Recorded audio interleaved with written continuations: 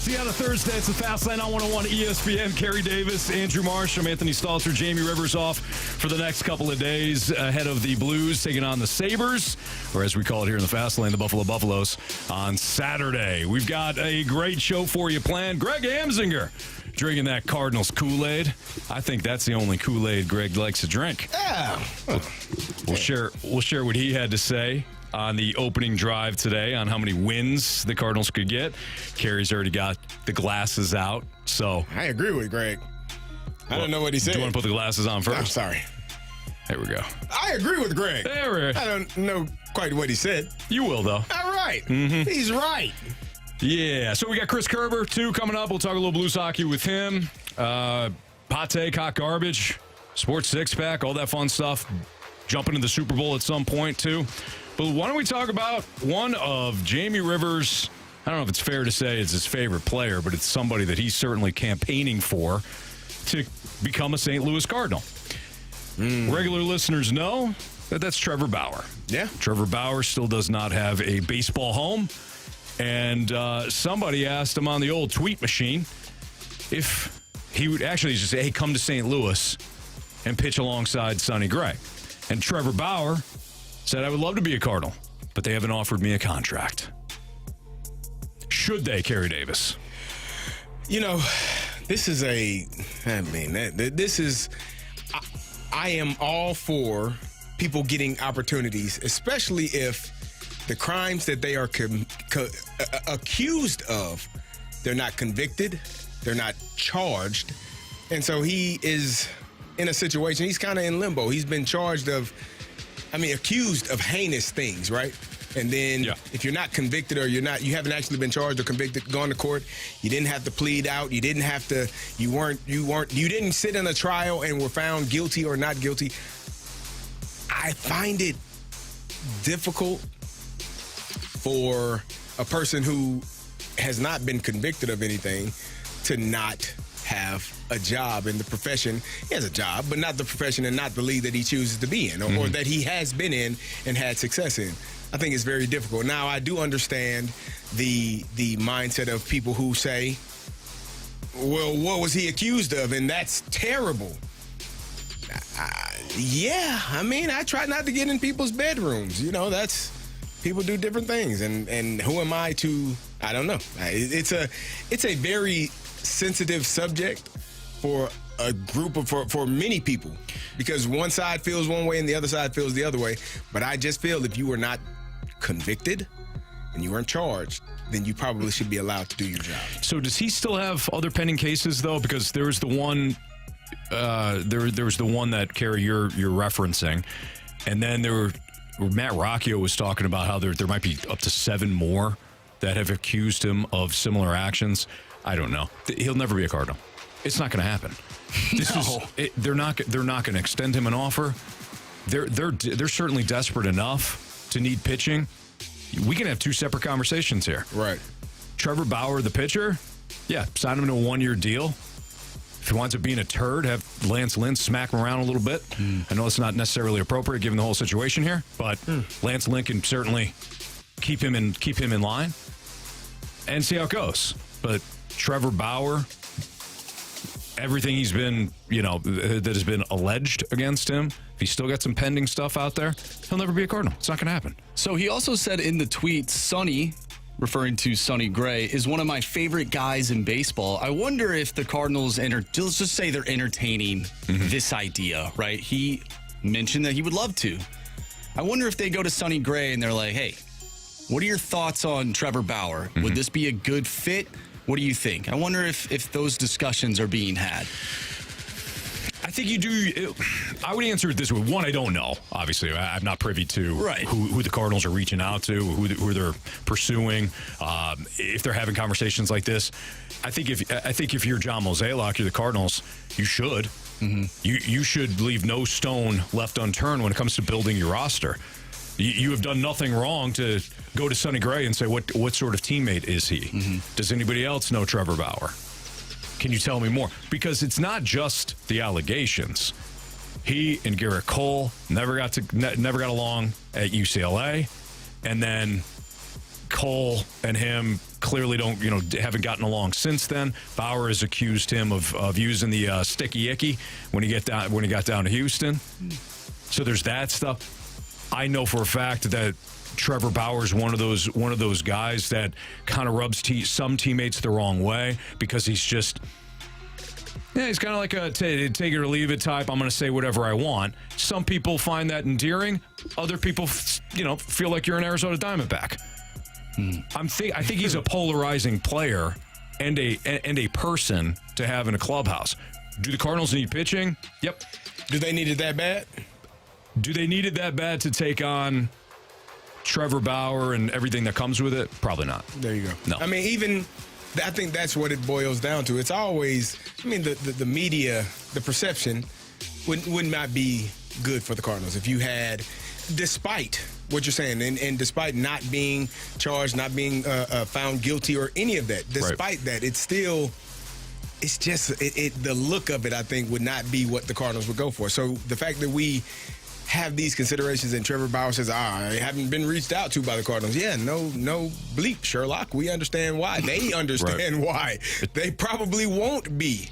Mm-hmm. Like, I understand that people are in dire need of pitching and Cardinal fans are win at all costs maybe at this moment, but I don't know if that cost is a cost they want to pay. Well, here's the other thing too. Do you want to pony up just for 1 year deal? It won't cost much. Obviously, this is going to be a what's called a pillow contract. It's like, hey, rest your pillow here for a year, see how you do, and then maybe get yourself a bigger contract. Or do you want to throw money at Jordan Montgomery, who's still out there? Mm-hmm. Jordan Montgomery, who's still out there. Exactly. No, they won't do that either. But no, you're right. But if we're gonna have the conversation, because I think some people say, what does it matter? They need pitching, guys. They need pitching. He's not in jail. There was no case that was settled, or you know what I mean. He wasn't found guilty of anything and all that. They need pitching. Okay, great. Jordan Montgomery's still available. Blake Snell's still available.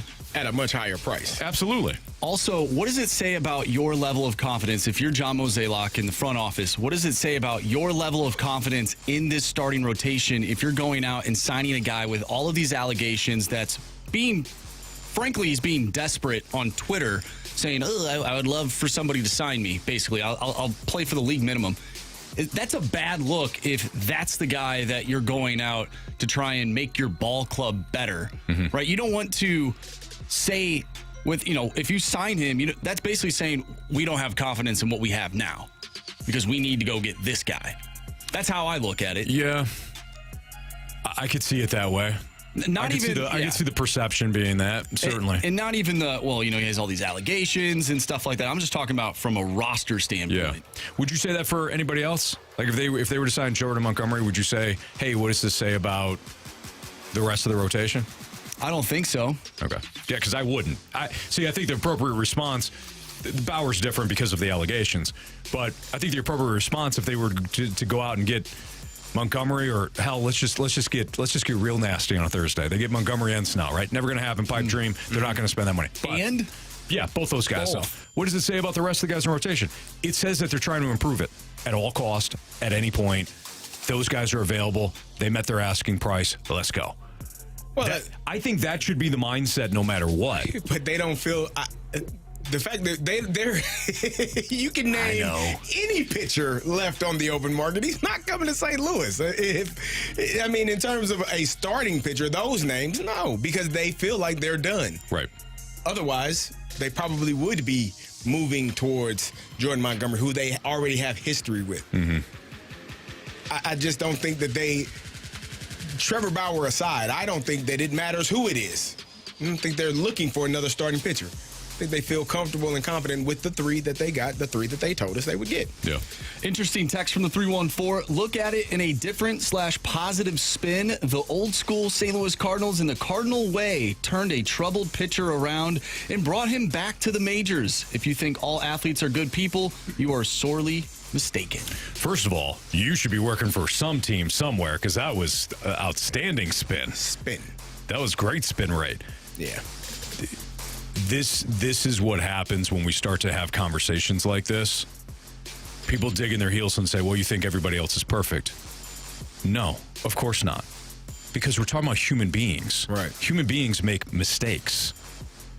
Are there mistakes out there? Are they still making mistakes? Are there still pending mistakes going on?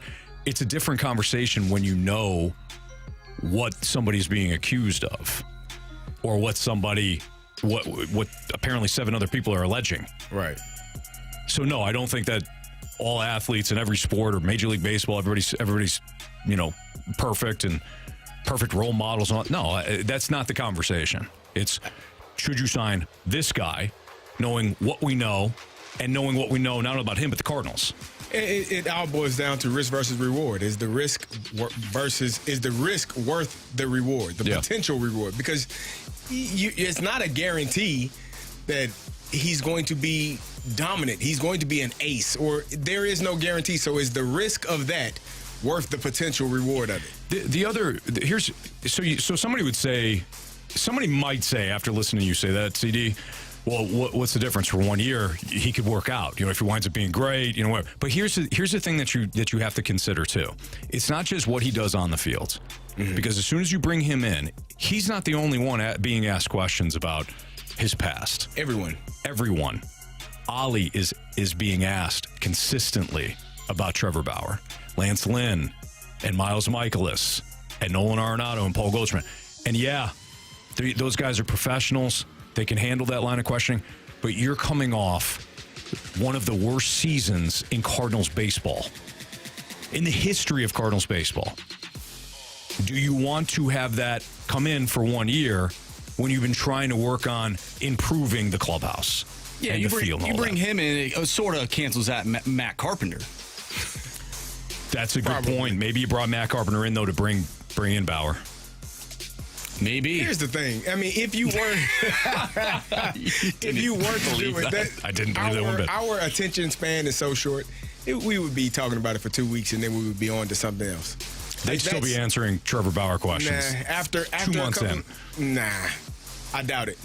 No, if he's performing well or decent, if he's stinking it up and partying and doing madness off the field, then you would cut him. Or you would release him. You would wait. Hey, okay, bye. We're done. We're also assuming nothing else comes out. That's the other part. Yeah. Like, if there is nothing else, it's just, that's what I'm saying. The risk versus the reward, I feel like is too heavy. Yeah. How are we supposed to get those 85.5 wins, though? 84.4 if you're talking about Fangraphs, yeah. Yep. Come on, you're too high. Or the 90. Oh, who said that? You'll find out a little bit later. It's Fastlane on 101 ESPN. 2:15, your time check is brought to you by Clarkson Jewelers, an officially licensed Rolex jeweler, with Carey Davis and Andrew Marsh. I'm Anthony Stalter. We're going to be doing Super Bowl head-to-head throughout the day today. So every couple of segments, we'll go head-to-head with this Kansas City and San Francisco Super Bowl Sunday matchup. CD, dealer's choice. What do you want to start with? You got defense, you got pass catchers, running backs, quarterbacks, coaching. Oh, come on, running backs. What are you talking about? Let's go head-to-head with these running backs. Next on 101 ESPN.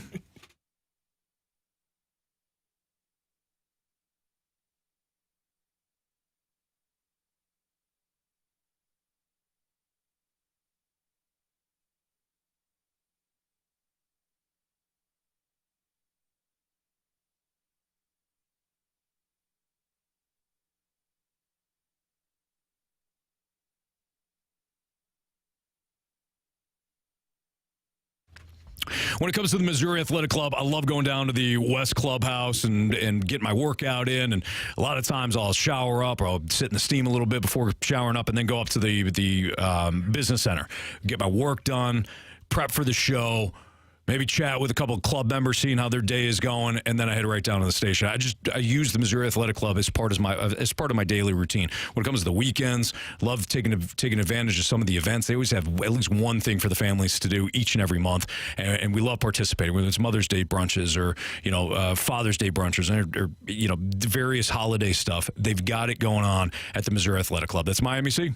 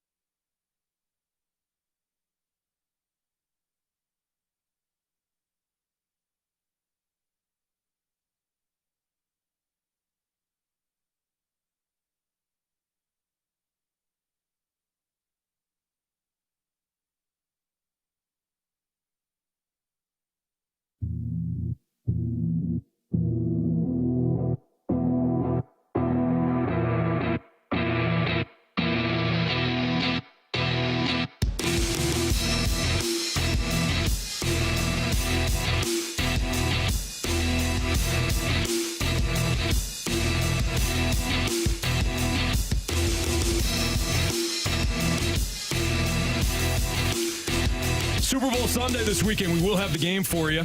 You got 49ers on one side, Chiefs on the other. It's the rematch, of course, of the 2019 Super Bowl.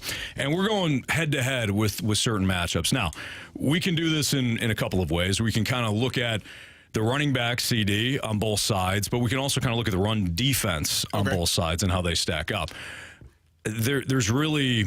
This when we're talking about the running backs, it's kind of difficult because on one side you got Christian McCaffrey, on the other though you have Isaiah Pacheco. And while Christian McCaffrey is, if you're talking about like the weighted responsibility, weighted value of a player for their team, Christian McCaffrey has more overall value or makes more impact than Pacheco.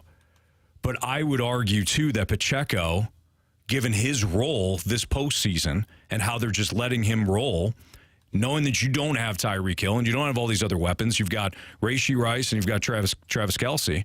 Pacheco is extremely vital to the Chiefs' success. But when it comes to these specific running backs, Pacheco, CMC, how do you see the matchup against the others' run defense?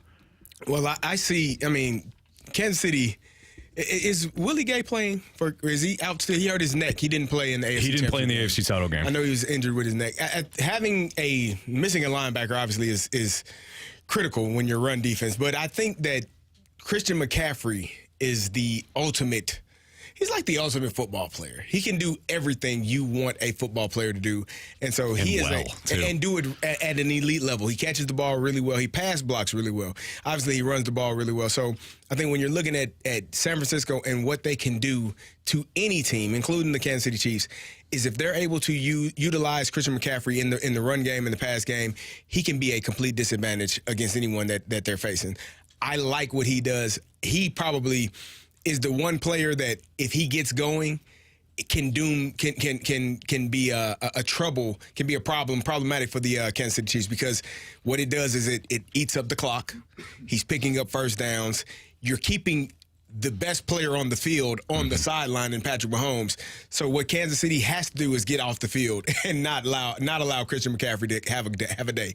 Right. If Christian McCaffrey goes off, it's going to be a long day for the Kansas City Chiefs. So I like them. I like him head up against that defense, because when you're an elite player, it really doesn't matter what the opposition does. Yeah. Like the 49ers will find a way to have an impact, for Christian McCaffrey to have an impact on this game. And so I think just giving him the football in a variety of ways can be a little bit troubling for the Kansas City Chiefs. Yeah, he's going to get his touches. He's going to get it in the passing game. He's going to get it in the ground game. This Kansas City run defense too is kind of interesting. If you were to look back at the three playoff games here, Miami got down. They couldn't really run the ball. Yeah. Last 2 weeks ago, the Ravens decided to flat out not run the ball. They chose not to. So you could throw out those two games. Buffalo did. So here's what's interesting though about Buffalo.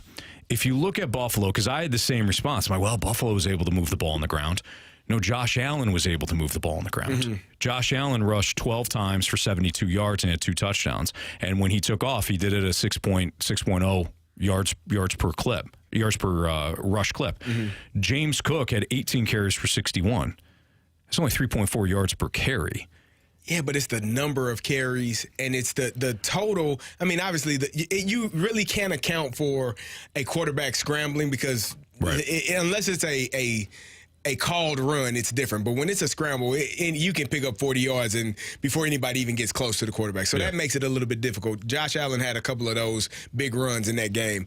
But James Cook was running the ball really well. There were the Kansas City Chiefs made big time stops at the right time. First half, he was running the ball really well. Second half, not so much.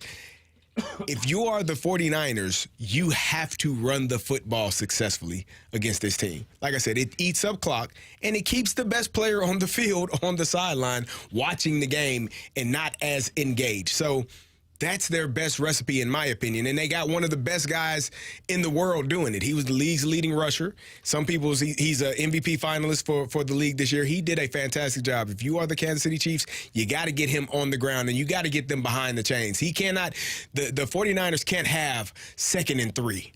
because now they're going to play action pass and they're going to hit Kittle, Debo, crossing. They're going to have too many options, or they're going to just hand it off and pick up the first down. If you get them in 2nd and 7, 2nd and 10, no gain on first down, then you're in a good place. I think Kansas City was going to tackle well. They didn't necessarily in Buffalo, but I think that typically Spags has had these guys tackling very well. I'm not as concerned about KC's run defense at all. Okay. When you look at San Francisco, though, this is going to be a true advantage for the Chiefs if they really commit to having Pacheco be play a sizable role in the offense. David Montgomery had 15 carries for 93 yards and a touchdown against the 49ers. Williams, local product, obviously had the one carry there on the end around for 42 yards, but Gibbs 12 carries for 45 yards and a touchdown. The Lions were able to move the ball on the ground against San Francisco. Green Bay was able to move the ball well against San Francisco. If you look at that box score, Aaron Jones had 18 carries for 108 yards. That's a 6.0 yards per clip advantage. He had a rush of 53 yards. So both opponents that San Francisco has faced were able to run the ball effectively against them. I think Pacheco, I don't think he has a massive game, but I think he's going to have a solid game on the ground, and he's going to open up things or keep things open for Kelsey and Rice. Yeah, like a 22 carry game, 22 for 88 yards, 94 yards. Something like that would be ideal for the Kansas City Chiefs. And again, it has the same effect on San Francisco. It keeps their potent offense on the sideline watching. So I love Isaiah Pacheco. I love how he runs the football. I say it every time he runs the football, he looks like it's his last carry ever. I love it. He feels like, I may never get this ball again. I'm going to give you everything I got. And he pops up, gets back to the huddle. Like he has a level of enthusiasm playing football that I really enjoy watching. So he's a really good running back. But if you're comparing the two and the offensive lines and the entire offense in terms of which running back I think will have a bigger impact, it's going to be Christian McCaffrey. I think just by pure what do they mean to their offense. Right. It's hard to go Pacheco's side if we're talking about this is the guy on the other side being Christian McCaffrey. Right. But Pacheco had 24 carries against Miami, 24 carries against Baltimore, 15 against Buffalo. I think he gets 22, like you said, 22 to 24. Yeah. And he's got 70 plus yards on the ground. And I don't think he gets to 100. I don't think so either, but I don't. Yeah, but it's going to be hard-nosed runs. It's going to be, that 2nd and 3 or 3rd and 2 that you got to pick up a conversion and you get 3 yards on it for the first down. Like, it's going to be those yards that he gets that are much needed to keep the chains moving and keep the ball, keep possession of the football. And he's going to run really hard. Yep. But if you're the 49ers, again, you got to get him on the ground as well. And it can happen. Like, these things can happen for both sides, but I think it's less likely to happen if the 49ers continue to just do what they've done all season long. I still think they lose the game, but they can make it really tough on the Chiefs if they run the ball well and effectively. That's Carey Davis. I'm Anthony Stalter. It's Fastlane on 101 ESPN. Greg Amziger of MLB Network. He's a regular on the opening drive. We love Greg. Instant offense for sure. Greg said something today that if you're an optimistic Cardinals fan, you're going to absolutely love. That's next on 101 ESPN.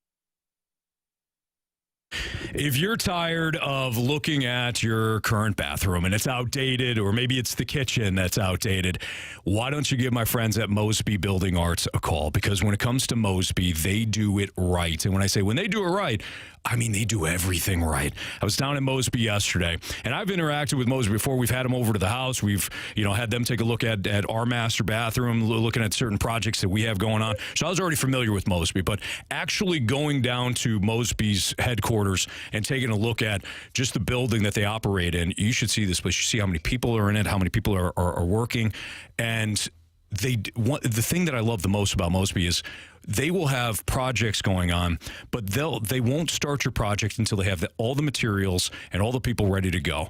We've all been there before, where you have this project that just is never ending. It's your kitchen, everything. You're living in basically the bathroom because the kitchen is not done. We're waiting on countertops, and that's another 6 weeks. Not with Mosby. Mosby does it right from the start because they think about you, the customer, the client.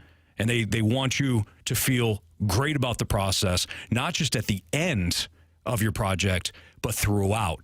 They'll constantly check in. Once a week, you'll have a rep call and say, hey, how's the project going? Because you know how things come up. And then what? You can't get anybody on the phone. You contracted this out, that out. No, that's the electrician. Everybody works under the same Mosby umbrella. So you're only dealing with Mosby and not a bunch of other different companies. So again, tired of the basement, kitchen, bath. You want to do it and do it right? Give my friends at Mosby a call.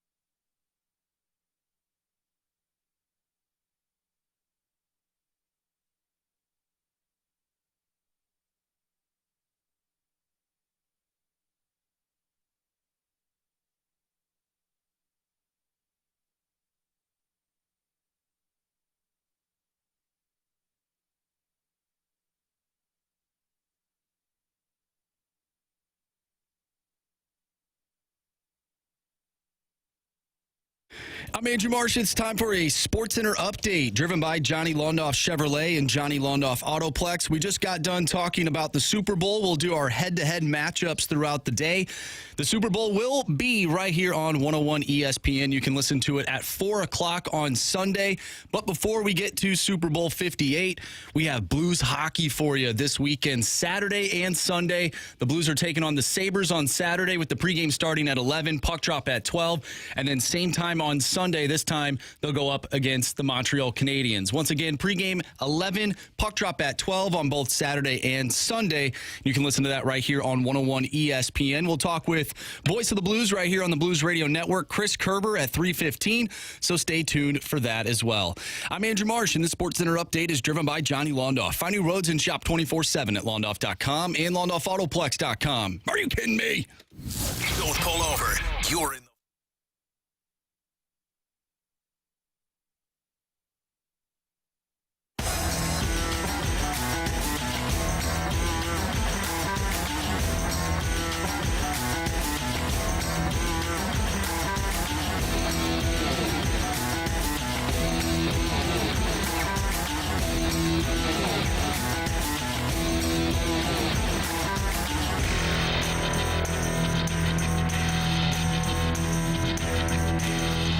Greg Amsinger of MLB Network joins the opening drive a lot of the times. So mostly, Kerry, you every Thursday. Every Thursday. Usually. During the baseball season or also? Yeah. Yep.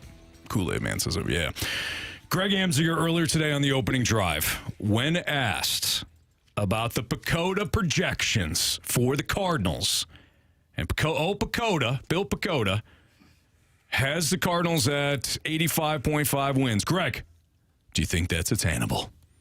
I'm taking it. Now, more than 86 wins. It's a 90-win team easy. 90 wins in that division. I'm telling you right now. If the Cubs don't get Bellinger, which I still think they will, I think the Chicago Cubs might have a nightmarish season. All the talk about Council coming in and changing the culture, and David Ross was the reason why they let the great run that they had down the stretch fall apart. I'm not buying any of it. I think the Cubs need to get Bellinger. They thought about getting Hoskins, but they were hanging for Bellinger. So I think it's important. I don't see another team other than there's one team that could alter the NL Central. One. And that's the Cincinnati Reds. If Ellie De La Cruz takes a step forward, right? His last 80 games, he was too much swing and miss. If Matt McClain really is, the next Michael Young in Major League Baseball, if their starting pitching figures it out, the Cincinnati Reds, to me, are the other team. Now that Corbin Burns is gone, I'm going Reds, and Cardinals are going to fight for this thing. But the Cardinals have more experience. They're my team in the Central. Kerry, as you don your rose-colored glasses, what do you think of Greg's thoughts? I think Greg is spot on. Oh, yeah. Yep, I agree. Kool-Aid. I think Greg is spot on with his assessment. I mean, he's been doing this for a long time, right? He's been doing this at an elite level himself. So he would know, probably better than some people around here. And I think that Greg has done the work. He studied these off seasons and the opponents of our Central Division foes. Uh-huh. And guess what? What moves have the Cubs made? Well, they brought in a manager. They signed Craig Counsell. Yeah, they did. He's a hell of a player. Well, he's the manager. He's not playing anymore? No. Oh, when did he retire? 2011 is last year? Is that around the time? Sounds right. Yeah, he's going to play well for the Cubs. Oh, guess what? Managers don't play. So here you have it, the team that you think is going to win the division. Hey, the team that won the division last year lost the manager to the team that some people think is going to win the division. He's not going to help. You know what's going to help? Players. Guess what we got? Players. Right, Marsh? We got players. 3 pitchers. We got one stud who came back, who's going to be a rock in the clubhouse. He's going to help out and assist and make sure guys are on point, doing their job every single day. Matt Carpenter? Yeah. You know who I'm talking about. The salsa rainmaker. You know what I mean? Mm-hmm. Greg Amsinger knows exactly what he's talking about, and I, for one, agree. Done. I'll take those. All right, there you go. That was good. Yeah. Do you agree with Greg Amsinger? So Greg Amsinger has a pretty good track record, if I'm not mistaken. A few years ago at the All-Star break, he said that this team was going to go on a magical run, and Nolan Arenado and the Cardinals were going to get into the playoffs. Well, they did. Well, that's right. It was at the All-Star break. And then I believe he also said that Albert Pujols would hit a home run in L.A., being the 700th home run against the Dodgers. He called that. This man's got a pretty good track record. Very gifted. And when he's not Notre Dame-ish. When he's not taking your thoughts and opinions, Anthony, yeah, he's got really good ones of his own, and I think this is one of them. This team, 90 wins, book it. All right, guys. This is kind of fun. All right. There we go. Okay. Absolutely. Yeah. The Cardinals are not going to win 90-plus games. The division stinks, all right? But let's not get crazy here. Hey, make sure you get those glasses back. 89, sure. We need those. 89, absolutely. They help us. What is he throwing doing? them away. 88, maybe. Is he crazy? 90-plus, easily? I don't think so. You still have to play a balanced schedule. For the record, I do think the Cardinals will win this division. You are the same person that said, you texted us and said the Cardinals are going to be great because no one else in the division tries. I didn't say the Cardinals are going to be great. I said nobody in the division tries. The Cardinals are going to win it. That means they're going to be great. They are the best. The best of the worst? Of the worst. Quit saying bad things. Try to cheer people up. We're listening to the radio trying to be cheered up. Come on, Anthony. Janet. What are you doing? First of all, you don't agree with much of what I have to say, but you do agree with what I'm saying now.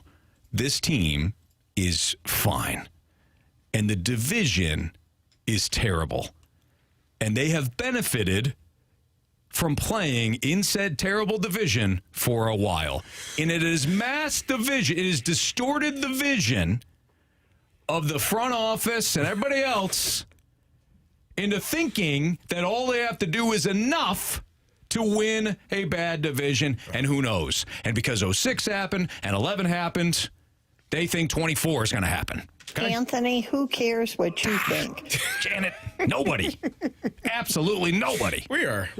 You know, your shenanigans here are just disrupting the mood and the flow. We were flowing. I'm not. There's been no shenanigans. Your talk, your rhetoric, your anger towards the St. Louis Cardinals. I don't get it. You know what, Carey? As I look at you, yeah, got my glasses back. My brother from another mother. As I look at you, you have repeated the line a lot to me, on air, off air. You've said this. What have I said? And I quote: "The truth hurts." Oh yeah. Doesn't mean I don't think they're going to win the division. I think they're going to win the division, but it's more about the division. I don't know. I don't know what they're going to do, Anthony. Here's I'm your going to be glasses honest. back. Thank you, sir. There you go. I don't know what they're going to do. I have no clue. They got 3 starters. Good. They're a little bit older than they were last year. Gave up some hits. Okay. We're a little bit older than we were yesterday. We're still kicking. Fine. Going along. According to us. I don't know. In our heads, we're good. I think they'll be fine. But again, the lineup has to be consistent. You have to have players. Players have to play. If the Cubs get back, if Cody Bellinger decides to go back to Chicago and they finally come to a deal, I think they are going to be much better than they are today, obviously, because he was really good last year. Does that mean the Cubs have enough to win the division? Do the Cardinals? I don't know. Because I thought they did last year, coming off of a 90-plus win season in 22. I thought that this team would be poised to take a step further and go further in the playoffs and make a push. And they completely stunk. And I think most people, if you are being real and honest about what you saw last season, you probably don't know how the hell that happened. I don't. Other than injuries and people not performing to the level of expectation. Sure. But who's to say that that's not going to happen again? Mm-hmm. Because people talk about Lance Lynn is a name that Lance Lynn gave up the most home runs in baseball last year, correct? Well, he was playing and he gave up more home runs away than he did at home. That's a little bit concerning. Mm-hmm. It means you're probably leaving balls over the plate. We saw that last year, didn't we? We saw a lot of that. And they blamed one guy for it. So I don't know what this team is. Until someone in leadership tells me what they are going to be, how they're going to be, what they're going to do, I'm stuck and just waiting like everyone else. Is it weird to say that I want some of these teams in the division to not be completely terrible, but to be right there just to push the Cardinals to be better throughout the year? I don't think that. I don't know how much it would change the Cardinals' approach to things from a front office standpoint, because typically you have one team that you're fighting against, and it's all cyclical. The Brewers for a little bit, Cubs for a little bit, the Reds for a little bit, the Pirates for like 2 seasons, right? And it's just cyclical. They're always battling with one team, and that's it. That's not the case for the NL East, the AL East, the AL West, the NL West even. But no, I don't think that's a crazy thought to think, okay, just have somebody pushing these guys. But they got work to do, man. They have to respond from the chaos that was last season. It was not. I don't know how you let that kind of spiral out of control in the way that it did, but someone. I mean, once you started seeing it spinning and rolling downhill, somebody should have stepped up and said, hey, we're not good enough at this moment. And this is not good enough. And I don't feel like I ever heard anyone in leadership, I mean, maybe until the trade deadline, when Mo finally was like, this is not what we expect, it's not good enough. But that's too late. Yeah. Like, we all saw the thing unfolding. Give us some answers. Help us figure out why it. Maybe they didn't have answers. Maybe they didn't know. But somebody needed to do something and say something. Yeah, they're rolling down the hill like Chris Farley and Black Sheep. They were. What the hell is that all about? If you want to leave us a mic drop, do you agree with Greg? Do you think that this is easily a 90-plus win team? And you may believe that the Cardinals are merely an above-average roster like I do, yet you could see them winning 90-plus games because of the division. Leave us a mic drop. We'll play those throughout the course of the show, and we will revisit this topic a lot again throughout the course of the show. We've got What's Trending coming up next in the Fast Lane.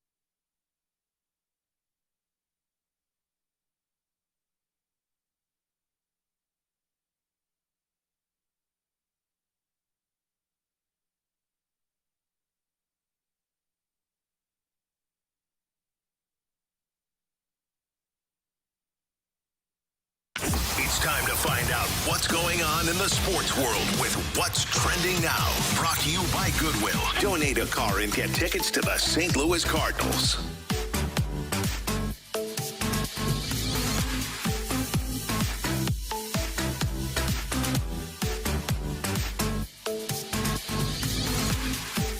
Welcome back to the Fast Lane here on 101 ESPN with Anthony Stalter and Carey Davis. I'm Andrew Marsh, and it's time for What's Trending. Gentlemen, yesterday, Adam Wainwright tweeted out, "I'm fired up to announce I'll be joining an incredible list of performers at the NASCAR Confluence Music Festival June 1st through the 2nd as a part of the NASCAR Cup Series weekend at Worldwide Technology Raceway. Y'all come see us." So Adam Wainwright will be performing. Some other names that are a part of this: Ludacris, Riley Green, Big and Rich, a few big names right there. So congratulations to Adam Wainwright. He's going to be performing. Not only he performed at Busch Stadium, but now he'll be able to perform at Worldwide Technology Raceway. I think that's fantastic. I think he'll do a great job. Does he sing original songs, or does he go with some of the favorites? Well, he has one original song that I know he's going to play. I mean, he did that at Busch Stadium, so I'm assuming he'll play that. Doesn't he have 3? I thought he had 3 original songs that he was working Probably on. got a lot more than that by now. True. I would assume. Yeah. What have he been doing for the last 4 or 5 months? He's got kids. He's got other responsibilities. Now, he does only have one on SoundCloud, and that is Time to Fly. Time to fly. Mm-hmm. Yep. Marky, how many songs you got on SoundCloud? I'm sorry, not SoundCloud, Spotify. No, He is on Spotify. SoundCloud, though, how many do I have? Yeah. I mean, I probably had like 30 plus. Did you have 30 jams? Oh, yeah. Wow. Did you just typically rap about your life, or? I mean, for the most part. Okay. I mean, or your experiences? Just different experiences. What motivated Marshy Marsh? Typically. Just success, baby. Okay. All right. But like when I'm talking about from your writing, because you wrote all your own songs. Yes. Okay. So somewhere, I mean, are we talking about like when you got in the zone? Mm-hmm. What often motivated you when you were writing? Like what was the driving force? Yeah, some people talk about their different things, their trauma. There's different things. Depends on what's going on in my life, right? Okay. Could have been a girl. As an artist, you're locked in and dialed into the moment and what's taking place in your life in that time frame. Okay. Yeah. Next day, it might be something completely different. You also got to feel the beat too. So if the beat that you're writing on, I agree. If it depends on what it is. If it's a little bit slower, maybe it's a love song. If it's a little bit more upbeat, maybe you're just like, you're pumping your own tires, or like, it just depends on what it is, and you have to find the right lyrics for the beat. Otherwise, it just doesn't really work. mix and match. It just doesn't work. All right. So, listen, you guys are the artist. I'm just trying to get to know you guys. I appreciate that. From an artist standpoint. I have never written my own song or sung one, so it's pretty fun. I'm probably going to do one at some point, and I just want to know what to draw the motivation What from. genre? Who knows? I don't know. I don't know what speaks to me yet. You got to find your calling. Yeah. I don't think I can hit the high octane stuff. You don't have to. They have auto-tune. Oh, good. Nice. All right. I like to think outside the box, so maybe I'll do something completely different. Like you whisper in, and then you go boom. Yeah. Just something. I want something with a big hook. Okay, yeah, you have to have a good hook. Yeah. Gotta have a good hook. Or otherwise it's not a catchy song. I like the jams that are just just okay, all right. Boom. They just hit you right in the face. They hit you right in the mouth. Right with a broken beer bottle. Exactly. Yeah. Just like that. I showed Carey that video. Somebody on Twitter kind of did a little mashup for me. Tripolar Steve, shout out. Breaking news, 101 ESPN's Fastlane host involved in an incident after joking about it on air. Hooligan or hero, you decide. Anyways, the NFLPA. I'm just surprised I didn't get in trouble more for that. Oh, man. The NFLPA. Look, I said what I said. All right? I don't apologize. Let's try this one more time. The NFLPA says 92% of players want grass fields over turf. Executive Director Lloyd Howell said Tuesday that there is a certain hypocrisy with some NFL stadiums agreeing to adhere to FIFA regulations by installing grass for upcoming soccer matches in the 2026 World Cup, but reverting to artificial turf for football games. Now, Carey, you played in the NFL. What did you prefer to play on? Well, a nice grass field is always best, in my opinion. It feels different. The one thing that I learned, and I don't think I learned this until after I got done playing. This is very enlightening. Getting tackled doesn't hurt. You get to meet force on force. It's the hitting of the ground. Because the ground don't give. But grass gives you a little bit more. So because in practice there's different tempos, right? You have live and thud. Live means take them to the ground, tackle to the ground, and you would hear, It's just something about going to the ground. It just gives you just anxiety. Like, I don't want to get tackled and have to get down, get up, get down, get up. The grass gives a little more, so going down, not as bad. But that turf, and, it has gotten better, obviously, from AstroTurf, which you lose pieces of skin.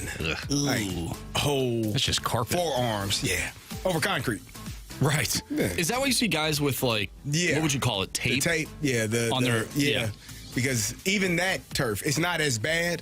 It won't rip your skin off, but it will burn you. So when you get in the shower after a game, it burns like hell. Little rug burn? Yeah, it's pretty bad. So the new turf doesn't have a little give to it? Nah. No? It's you know what's under there? Concrete. Rocks. Yeah.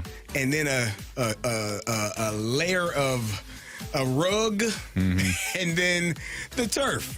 And black beads just to make you feel a little bit better. Right. Soften the blow a little bit. Sure. Yeah, no. It doesn't. No. Grass is much better. I don't even know if I want to play knee hockey on some of those turfs. No, probably not. Probably not. All right, it's the Fast Lane on 101 ESPN. Our Super Bowl head-to-head breakdown continues. Let's dive into the defenses, and I think this is lopsided. I'll tell you why next on 101 ESPN.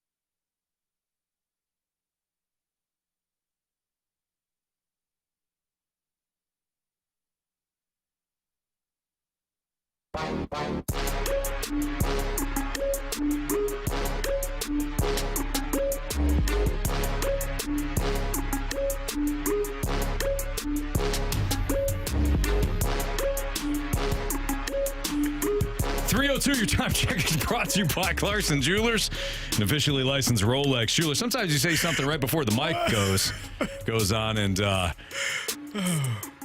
it's funny and inappropriate. Carey, you're welcome. Super Bowl Sunday. We've got the game for you. Pre-game starting at 4 o'clock right here on 101 ESPN, 49ers and Kansas City. And the thing that we're doing today is going head-to-head. We did the running backs earlier, but not just saying, it's not like Christian McCaffrey's going up against Isaiah Pacheco. Correct. So we're also kind of diving into the aspect of, okay, on the other side, the run defense. How does the run defense pair up with Pacheco or CMC? But let's talk about the defense now. The defense is on both sides, and I think this is a landslide in favor of Kansas City. Really? Absolutely. First of all, Kansas City, if you look just statistically, they rank top 5 in all statistical categories, at least certainly the ones that matter. Mm-hmm. Steve Spagnuolo is going to put together a game plan, whether it's in the first half or as the game rolls on, that is going to, I'm not going to say confuse or get the best of Kyle Shanahan, but it'll be something that Shanahan has to deal with. And Shanahan's pretty, I mean, this is my offense. We'll throw little wrinkles in. But Shanahan's offense is designed to confuse the defense, just on its principles. They'll run different formation. They'll run the same play out of 3 different formations. Mm-hmm. And he sets people up well. For the first quarter, he'll do something. And then in the third quarter, the defense thinks to bring him back to a similar play, and they'll run something different. Shanahan's a master at this. But I think Steve Spagnuolo will put together a game plan that maybe Shanahan won't necessarily be prepared for. And Kansas City defensively has been outstanding since week 1. I mean, when have they had a really bad game? They haven't had. I don't think they've had a really bad game defensively. I think defensively they've done an outstanding job. But I also think they've gotten lucky, and by that I mean, defensively, because passing wise they are top 5. They are number 4 in yards allowed per game. Rushing, they're number 18 in yards allowed per game, which means you can run the football on them if you choose to do so. When I say they've gotten lucky, how many carries did the Baltimore Ravens running backs have last week? It's not Kansas City's fault. I'm asking how many? Like 6. 3? They had 6 carries between the running backs. Didn't feel like it. It did. It looked like it, too. The Baltimore Ravens decided not to run the football. You spoke about it. The Miami Dolphins, they didn't want to even be there. It was too damn cold. That's correct. They chose, they're like, you know what? It's 100% accurate. What is it, negative 30 wind chill? Nah, we can go back to Miami, South Beach. We can get there. How soon can the plane get revved up so we can get out of here? They were ready to go. Buffalo had a little bit of success, but they didn't run the ball with the running back in the second half. They got away from it. If you choose, and we talked about it earlier, the running backs, the game of Christian McCaffrey and Isaiah Pacheco. Christian McCaffrey, if you are the 49ers, you need to use your run game to set up your pass game. Because what happens is those safeties start getting nosy. Mm-hmm. When you start having, if your safety is your leading tackler, it's problematic. We are, why are we in the secondary already? Somebody make a tackle up there. That's what the safeties. There's 2 levels in front of me. Why am I making all these tackles? I am on the ground every play. Why? So, if you're the 49ers, knowing that the Kansas City Chiefs' run defense is not as stellar, they have a hell of a pass defense. The pass rush with Chris Jones, how they get after the quarterback, they create a lot of pressure. But if you get after them in the run game and make a decision, a conscious decision to do so, you can have some success if you're the 49ers. Having said that, though, I asked you about, okay, when has Kansas City had a bad game defensively? They gave up 20 to Detroit. I was just interested. So it was more of a rhetorical question, but I don't think they have. Now, I understand your point in that that doesn't mean that they can't be had. Right. I get that. And San Francisco's got more than enough weapons. This is the game. But you think about it. Again, they gave up 21 to Detroit in week 1, 9, 10, 20, 20, 8, 17, 24 to Denver, 14, 17, or 21, 17, 27 to Green Bay. That's found it. That's the worst one since who? The Raiders. Do you know what the Raiders didn't do in the second half? Complete a pass. The Raiders beat the Chiefs 20-14. Zamir White rushed for 145 yards. The Raiders, the Antonio Pierce-led Raiders, went into Arrowhead and took it to the Kansas City Chiefs. Aiden O'Connell did not have, I don't think he had any passing yards in the second half. They made a decision to run the football because that's the recipe to beat the Kansas City Chiefs. They didn't have to pass. They couldn't. There was nothing. I'm watching that game. I'm like, because I had Devontae Adams. I'm waiting on him to make a catch or two. And nothing. But they are beating the Kansas City Chiefs. Now, there were a couple of special teams plays, I believe, in that game. Maybe a blocked punt or a return, a big return. There was something else happened in the special teams aspect of it. I think they had a pick six. Was it a pick six? It was something that they had where it allowed them to have 8-yard fumble return. There you go. They had back-to-back. It was back-to-back plays where back-to-back drives where the Kansas City Chiefs gave up the ball. It was in the second quarter. 2 turnovers. Nichols had an 8-yard fumble return for a touchdown, and Jack Jones had a 33-yard. But if you gave the ball to the kid and took it back. There was a guy trying to get the ball from him. Yeah. But if you are looking for a recipe to beat the Kansas City Chiefs, turn them over, obviously, run the football. If you can win a game in the NFL and not do anything in the past, Aiden O'Connell threw for 62 yards in an NFL game and beat the team that is in the Super Bowl. It's a one-off though. But it gives you all you need is one. If you're a team scouting and trying to figure out how to beat this team, this juggernaut, this team that's been to 4 Super Bowls, that is on the verge of winning 3, and Patrick Mahomes going down as the greatest to do it, run the football at him. And you got a guy. You signed this guy last year for this reason. Hey, come on. Give him the football. And if you give him the ball and allow those safeties to start getting nosy, you can have Brandon Ayuk running by himself on the back end. You can have Deebo Samuel affecting the middle of the field, as well as George Kittle. Okay, but we're doing the matchup game. Okay, yeah. So let me phrase it this way: who's the defense you trust? San Francisco's or Kansas City? To me, it's a no-brainer. It's Kansas City. I trust Kansas City. I trust Kansas City's more because we talked about Chase Young and him being ineffective. Who? Exactly. There you go. It's like everyone was so excited when Chase he got Ghost Young? Him, yeah. Oh, Ghosty? There's a problem. Mm-hmm. But we were excited about him, like, he's going to be teamed up with Nick Bosa coming off the edge. Nada. Hasn't seen much of anything. But defensively, I do trust the Chiefs more. But if you're looking for a way to gain an advantage, that to me would be the way. Obviously, the passing game, L'Jarius Sneed is not having. He's not going for it. It's not going to happen on his side. No. Thank you. I won't be a part of that. But if you're looking for an advantage or a way to gain an advantage, running the football at them. And if you are the 49ers, they can be had on the defensive side as well. Mm-hmm. You got Patrick Mahomes. Enough said. We came to that agreement 2 weeks ago. We won't go against them. No. So. But I still think San Francisco, Mahomes or not, I think San Francisco comes into this game defensively on its heels. They've got 2 guys. They've got Bosa and hey, if Bosa wrecks Kansas City's game plan all by himself, okay. I mean that's the ultimate equalizer is to have a pass rush. And Fred Warner, it's going to be fascinating to see what they do with Fred Warner and who they play him on. But other than that, San Francisco's corners aren't great. Their safeties aren't great. Their run defense on the edges, not great. If you want to neutralize Bosa, I mean, if you want to neutralize any strong pass rush, you run right at that dude consistently. Because pass rushers typically don't want to tackle. Yeah. They want to tackle the quarterback. Yeah. But they don't want to tackle the running back. Correct. So I think there are more ways for Kansas City to expose San Francisco's defense than there are San Francisco, despite all their weapons, exposing Kansas City's defense. I think you don't like it. I hear you, But I think the advantage that they have, speaking of the defense of the 49ers, and I say all of this, I'm giving the 49ers so much credit and so much love, and I still think they're going to lose the game.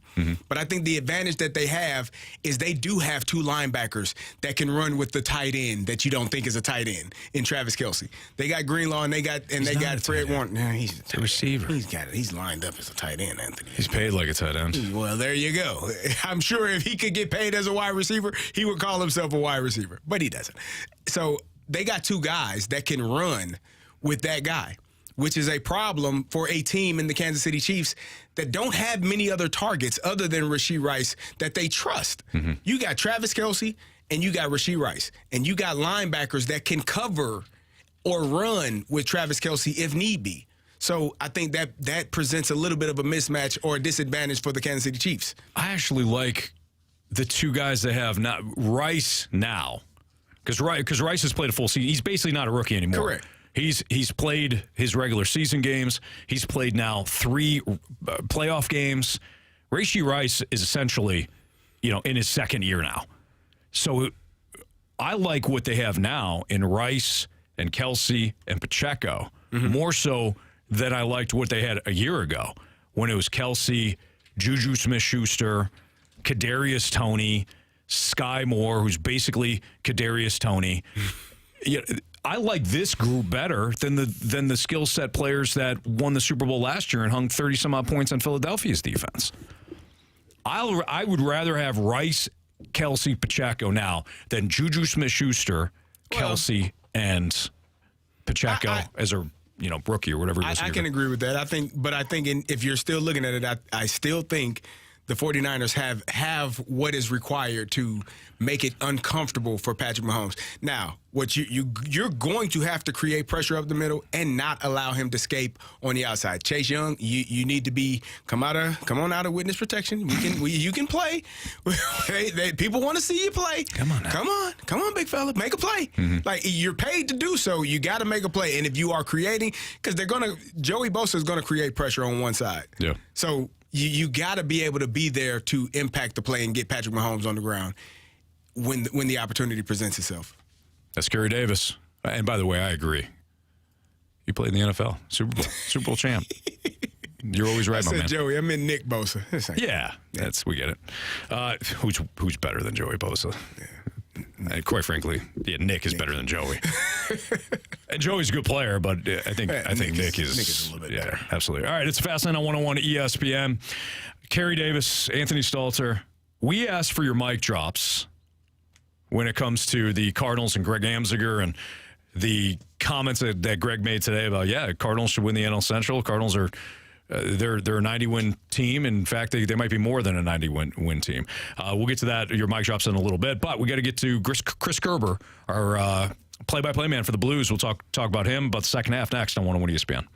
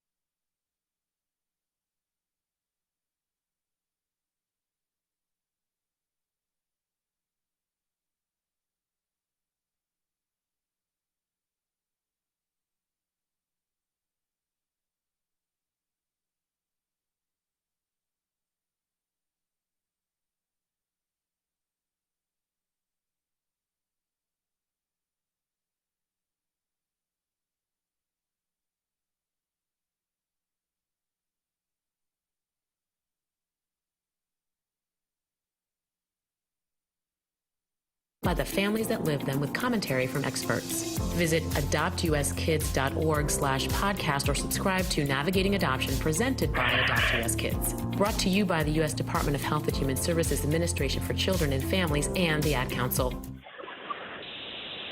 Hey, folks, Chris Kerber with you here, and I'm standing out here at the practice rink. The Blues are finishing up their practice as they get back after the All-Star break.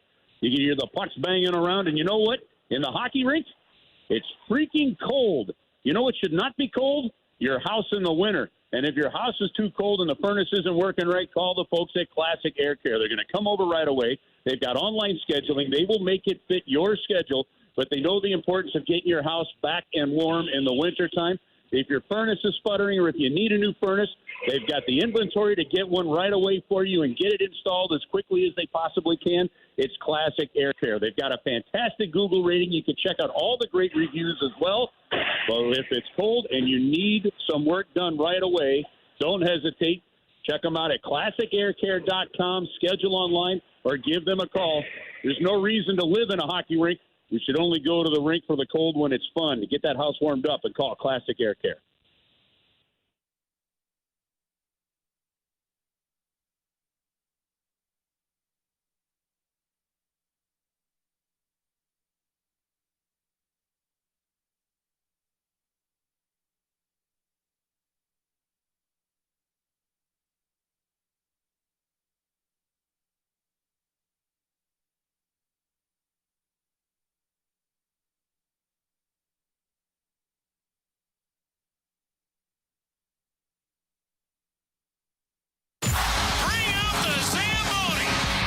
Time for Curbside with the voice of the Blues, Chris Kerber. Brought to you by Scott Lee Heating Company, a proud Mitsubishi Electric Elite contractor.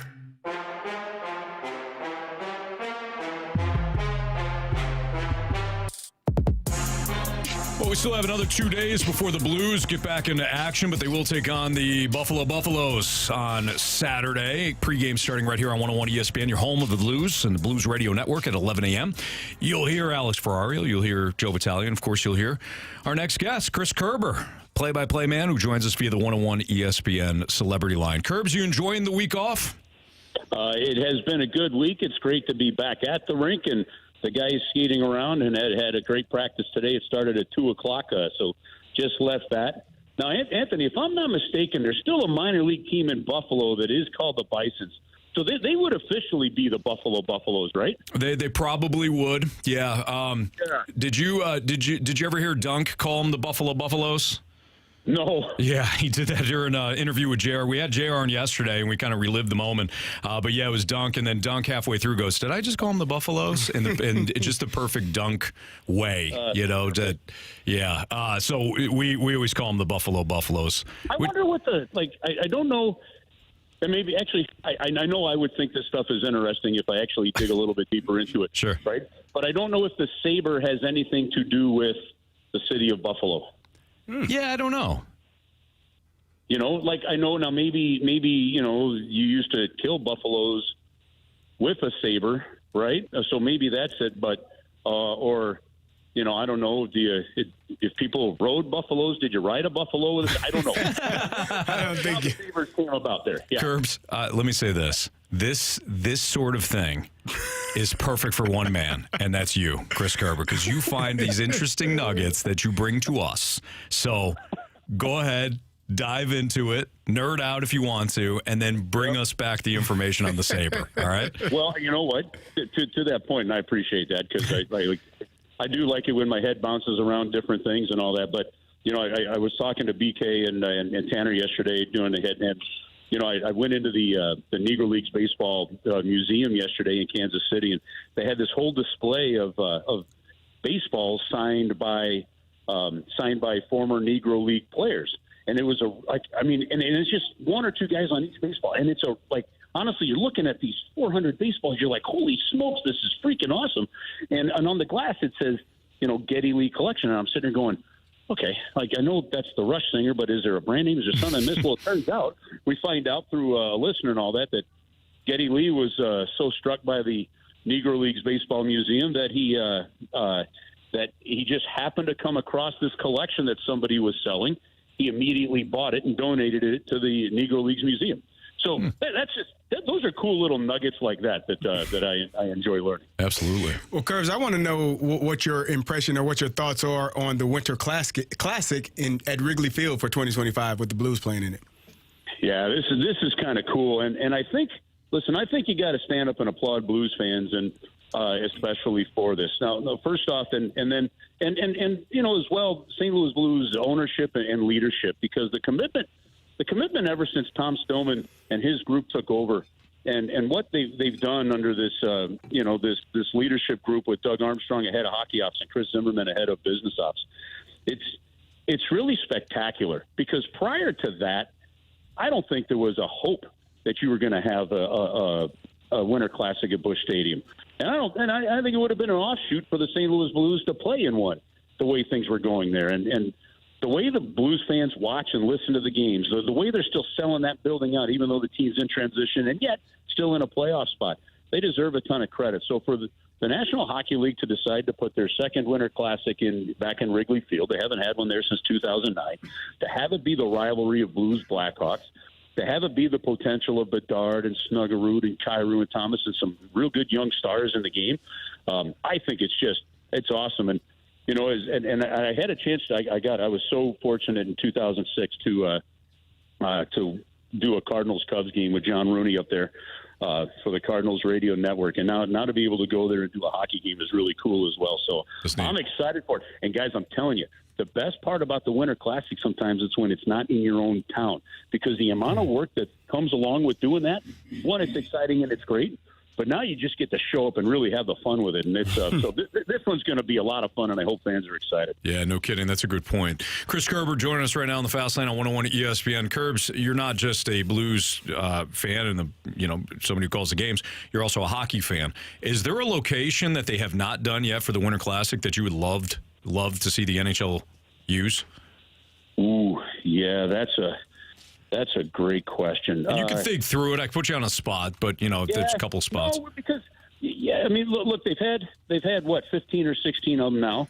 The great part again is that the Blues, this will be the third out of the last 7 that the Blues have participated in, which is fantastic. They're about to. They went to Yankee Stadium. They're about to do, in terms of outdoor games too, because they're going to do 2 games coming up later on this month at MetLife Stadium. Right outside there. From a Winter Classic standpoint, I still think at some point in time you're going to see something in Arizona if they get that situation figured out, or maybe Tampa or something like that. They've got the ability to do it, and I think it'd be really great. So, yeah, they still have some terrific options, no doubt. By the way, Marsh just said his ideal location would be the Horseshoe, Columbus, and Detroit. Ooh. Well, so Roger Hacker and who's our VP of Communications and other people, they've been talking a lot about like at some point do you move some of these games to neutral site games, right? So would St. Louis, Colorado at Arrowhead, something like that be kind of cool? And I think, yeah, I think there are no doubt some options that could be kind of fun for the league to do. But it's kind of sometimes hard if you're the league. Okay, we're gonna sell a neutral site game, and some owners are looking at you going, but you haven't come to our building yet or our town yet. So that we'll see how that all plays out. It is cool though. Like the Winter Classic and the Stadium Series are 2 very different things. The outdoor games I think are cool to see, and the setup is just amazing, and the work that goes behind it is mind blowing, guys. But that Winter Classic has really become a fantastic showing of NHL hockey for the country. Curbs, what are your expectations for the second half of this Blues team? Are you excited about how they ended it, or are you kind of still in the wait-and-see approach? No, Kerry, I'm really excited about this because I think you look at it now, you've got 14 days till the trade deadline, and I don't know that anything happens that really changes the all-around philosophy of where the Blues are when it comes to the trade deadline. But I do believe that when you drop the puck on Saturday afternoon, the Blues are still going to be in a playoff spot. I've looked at the schedule, and that'll be where it goes. Now you will start playing some teams that have started playing ahead of you by a day or two. That's going to happen, but you've got 33 games to go, and you control your own destiny. I do expect some moves at the trade deadline that'll still be moves I think that are geared towards bettering the future of this team more so than just this season. because there is the big picture aspect that Doug Armstrong has been very honest about. But at the same time, this team is in a playoff spot with 33 games to go. You're right where he said that he thought you could be, middle third to the top of the middle third. And I'm excited to see if they can pull it off. I believe they've got the goaltending. I believe they have the goal scoring, and I believe they have the defense to do it. So we'll see how it goes. But, yeah, I'm very excited to see what happens down the stretch here. The cool thing is when you're playing meaningful games in March and April. Kerbs, before we let you go, I'll ask you – actually, I got two questions for you. But one, of course, hockey is the ultimate team game, so let's just pick out one player that will impact the Blues the most when it comes to them securing a wild card spot, and you can't have Jordan Binnington because that's the layup. Okay, I couldn't take the obvious. You can't take the obvious one on us. Yeah. The one player for the St. Louis Blues, that's going to be Pavel Buchnevich. I love it. Okay. I like that. Yeah. That's going to be, for me, I think there's been some inconsistency to his game. I think he's been a little snake bit somewhat offensively.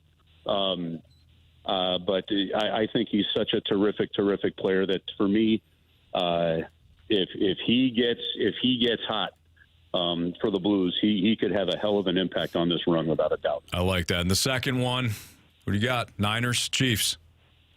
Oh, listen, I really like. Kerry, I don't have a dog in this fight, being more of a Giants guy, right? Yep. Having said that, I got to be honest with you guys. I have a hard time rooting for the Chiefs, knowing that they were also ones that voted for the Rams to move, and I totally understand the business, and I know that they were going to move the moment that Stan took over. But I got a hard one dealing with that one, so. I don't have an affinity towards the Chiefs for any specific reason, and that guy voted for St. Louis to lose the team. So from that standpoint, I'm going with Mr. Irrelevant and the 49ers. Okay. And I realize that I'm a massive underdog. Kerbs, Anthony and I made a pact that we would not bet against Patrick Mahomes ever again in life. And so, unfortunately, we have to go against you. That's okay. Hey, listen, I'll stand on that plank on my own and be perfectly fine out there. Looking at the sharks in the water. Yeah, and you won't, though. You won't. You definitely won't be by yourself, because I know there's some other people that feel the same way. Kerbs, great stuff. Looking forward to hearing your voice again on these airwaves on Saturday as the Blues take on the Buffalo Buffaloes. Pregame starting at 11 a.m. Love it. Thanks, guys. Have an awesome weekend. You too. Thanks, Kerbs. Chris, see ya. Chris Kerber, play-by-play man. Kerbs is an awesome man. He knows so many things. He does. You gotta ask him about the Three Stooges next time. He loves the Three Stooges. I think he's big. Isn't he a big Star Wars guy too? He loves Star Wars. Yeah. I think he gets pretty excited when they have the Star Wars night. So is it May the 4th be with you? Sure. Yeah. Yep. Absolutely. Isn't that it, Marshy? Yeah, May 4th. May the 4th be with you. There you go. All right. Always. That's all I know. Always. Forever and always. Great. I guess. Fastlane on 101 ESPN. I don't think that's it either. Why don't we play hot take or hot garbage next?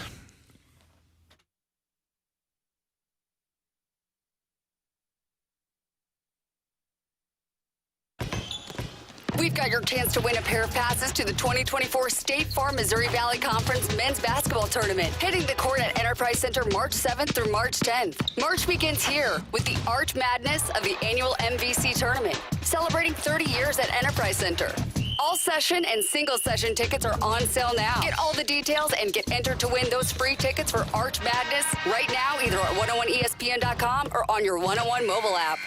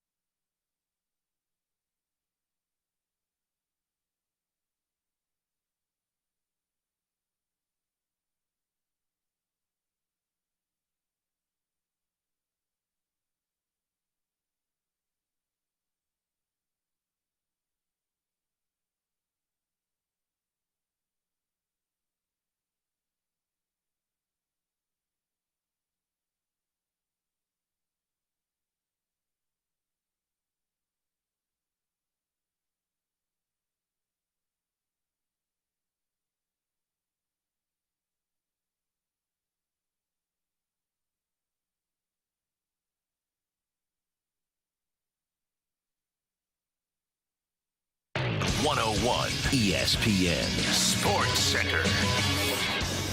I'm Andrew Marsh. It's time for a Sports Center update brought to you by Saliga Heating and Cooling. The Blues are back in action on Saturday, taking on the Buffalo Sabres. Pregame starts at 11. Puck drop is at 12. On Sunday, they'll take on the Montreal Canadiens with the same time. Pregame at 11, puck drop at 12. You can catch all the action right here on 101 ESPN. We just talked with Chris Kerber, voice of the Blues, right here on the Blues Radio Network. If you missed that interview, make sure you go to 101ESPN.com or check out the free 101 mobile app. Just head to the podcast page. You'll find all of our interviews and full shows there. And it's all brought to you by Dobbs Tire and Auto Centers. We'll have Super Bowl 58 for you right here on 101 ESPN following the Blues and Canadiens with all the coverage starting at 4 o'clock. We have Hot Take or Hot Garbage coming up next. So if you have a hot take, send it our way to the Air Comfort Service text line, 314-399-9646. Hot Take or Hot Garbage coming up next. I'm Andrew Marsh, and the Sports Center update is brought to you by Saliga Heating and Cooling, independent American Standard heating and air conditioning dealer.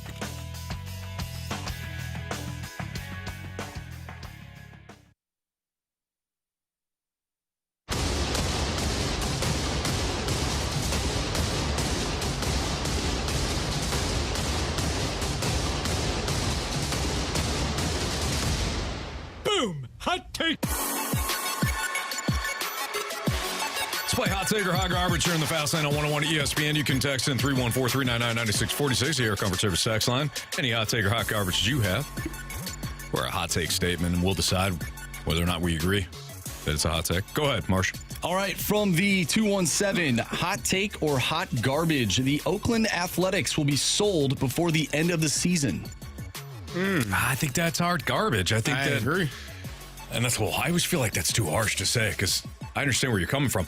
But any owner, even bad ones, they're making a profit and they don't have to do much. They're not going to sell the team. I agree. I mean, you don't get to. Where do you? I mean, not many people that are owners of sports teams, right? You're one of 30 in Major League Baseball. You're not going to sell that. Mm-mm.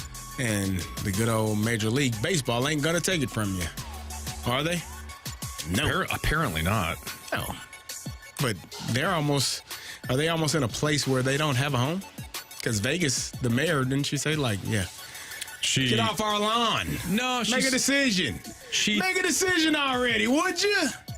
Something like that. She basically said it seems like they want to stay in Oakland, but we'd love to have them because they offered the A's all this stuff, and they were like, nah. She flipped it on to them. Yeah. I think she was being smart. Like, oh, okay, you want to go back to Oakland where the bathrooms fill up with sewage every once in a while, and they've got live rodents in the press box? Go for it. Okay. Yeah. Well, not anymore. They traded him. We never saw the possum, though, so we got the 618 back. That's true. It must have been cash considerations. I guess so. No. We were supposed to rally the Cardinals with the rally rodent, and didn't happen. How did that happen? What happened? What did I miss? I traded the 618 to the A's for their possum. I think the possum didn't pass the physical. That's why the trade didn't go through. Okay. Yeah. It was pending a physical. It just didn't. Yeah. I think it had rabies or something. Yeah, I don't want that in the clubhouse. No, we want veteran leadership in the clubhouse, not a rodent. Yeah. That's why we got the carp. There we go. There you go. All right, from the 314, Hot Take or Hot Garbage. If Matthew Liberatore makes 8 or more starts, the Cardinals will not make the playoffs. Ooh, hot take. I think it's a hot take, too. He's not projected to be in your starting rotation at that. That would mean someone was injured. Or ineffective. Or, even worse. Even worse. Plus, you decided to go with Liberatore, who he's still young enough to show you something, but at this point, you just don't. I don't know. I've been woefully unimpressed. Is he your 6th starter right now? No, it'd be Zach Thompson for me. Oh, then yeah. Well, we really are in trouble. A whole heap of trouble. I don't mind Liberatore as a bullpen option. I know Brad Thompson, when we've had him on before, is like, I just don't see him as a reliever, but I don't see him as a starter. I thought I had high hopes for Matthew Liberatore. You did? I did. I was at his first start this year, and I thought he did spectacular. When he faced a Brewers team that can't hit lefties? Well, Anthony, now you're okay. All right. Are you kidding me, Anthony? Did you see what he did in Tampa Bay against his former ball club, by the way? That's true. He shoved down at Tropicana. There you go. He absolutely shoved. Really good starts, Marsh. You're absolutely It's right. better than zero, Anthony. Very true. It is. Two good starts. How many starts did he have overall? Anthony, that's not what we're looking at right here. Okay, that's two not good starts. We can build off of that, and if he gets his chance, I think he's going to run with it. Okay, so that's not the number you want to focus on. No. How many outings he had? He started Just the fact 11 that he had two good games. starts. He started 11. And he had two good ones. He won 3, so he clearly had 3. Maybe, kind of. That's coming from Carey. He doesn't even have the glasses on. That's true. That's just coming from Carey's heart, not the glasses. Yeah. Well, he's a Matthew Liberatore guy. He just admitted it. Love this team. Oh, boy. What the heck is wrong with you, sir? From the 636, hot take or hot garbage, Joe Burrow is the next non-Mahomes AFC quarterback to win a Super Bowl. Ooh, I would say. the next non-AFC? Non-Mahomes. Non-Mahomes. Other than the Got Mahomes. it. AFC Okay. quarterback in there. Got it. Ooh, I'm telling you, nope. You know what? I'm not going to do it. I'm going to say hot garbage. It's going to be Lamar Jackson. He's got to win a AFC title game. Hey, sir. He's got to win multiple playoff games in one season. Hey, sir. I'm going to go Lamar Jackson. I'm going to go. They will be much better next year. I'm going to go hot garbage. Okay. Justin Herbert. Oh, well, that's definitely hot garbage. Oh, I'm sorry. I didn't realize that they didn't hire John Harbaugh. Well, they didn't. They didn't. I mean, Jim Harbaugh.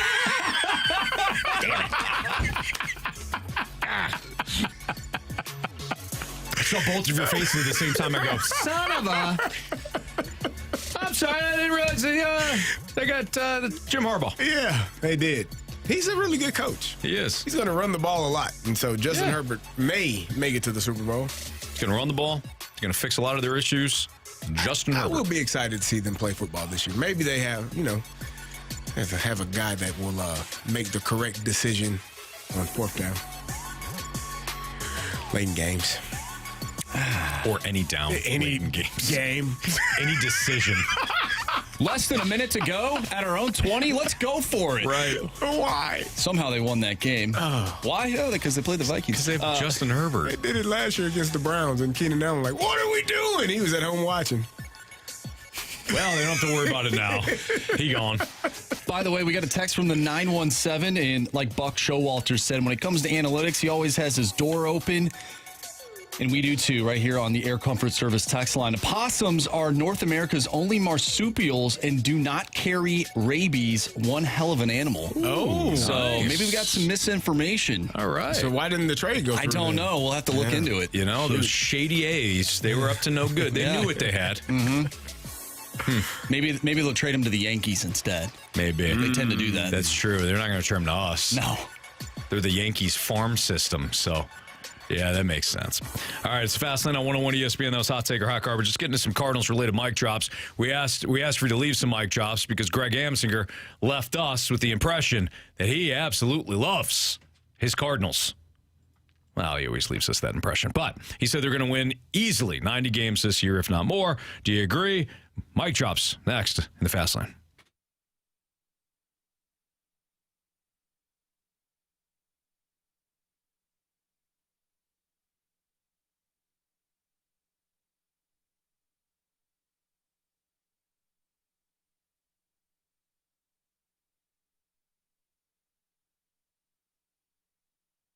Swiss Air Heating and Cooling, the Sweet 16 deal is back. SwissAirSTL.com.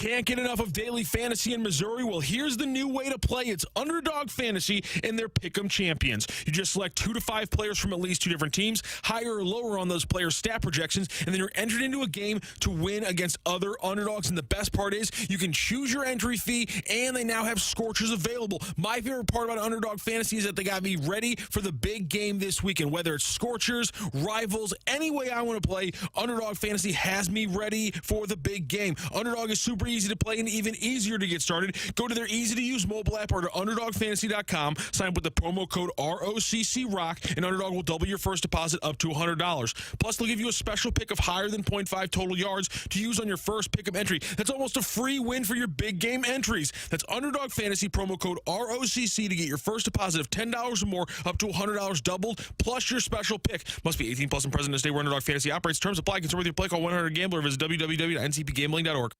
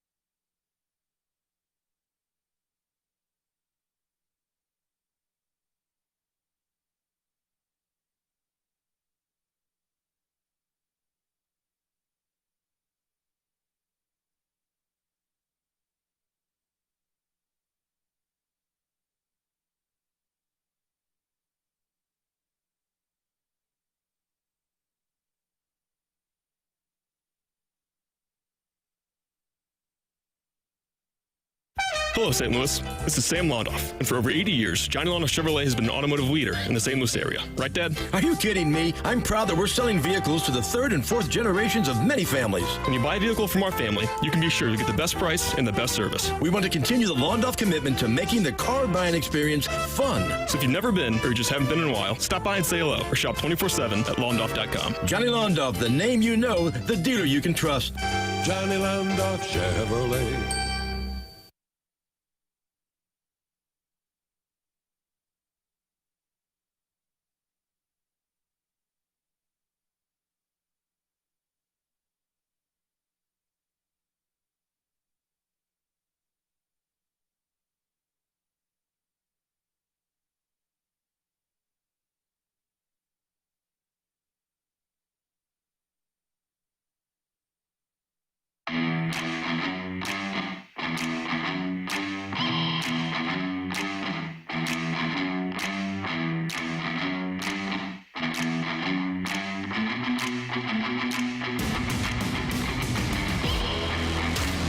Fastlane on 101 ESPN with Carey Davis. I'm Anthony Stalter. We asked for your mic drops regarding the Cardinals and some comments made by Greg Amsinger earlier today on the opening drive, in which he says, yeah, I expect the Cardinals to go over that 86-win total. In fact, this is a 90-win team, easily a 90-win team, and they should win the division. We asked for your mic drops.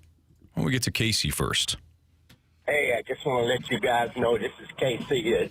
You guys make my day as I do my Ubering around the O'Fallon area. I'm very entertained, I guess you can say.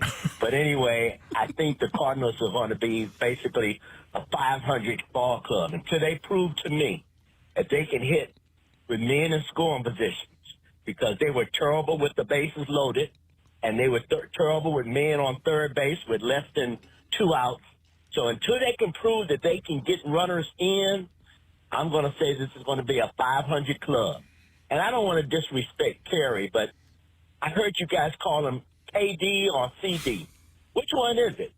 Okay, go blue. Nice, Casey. It's CD. It is CD, and it's Carey.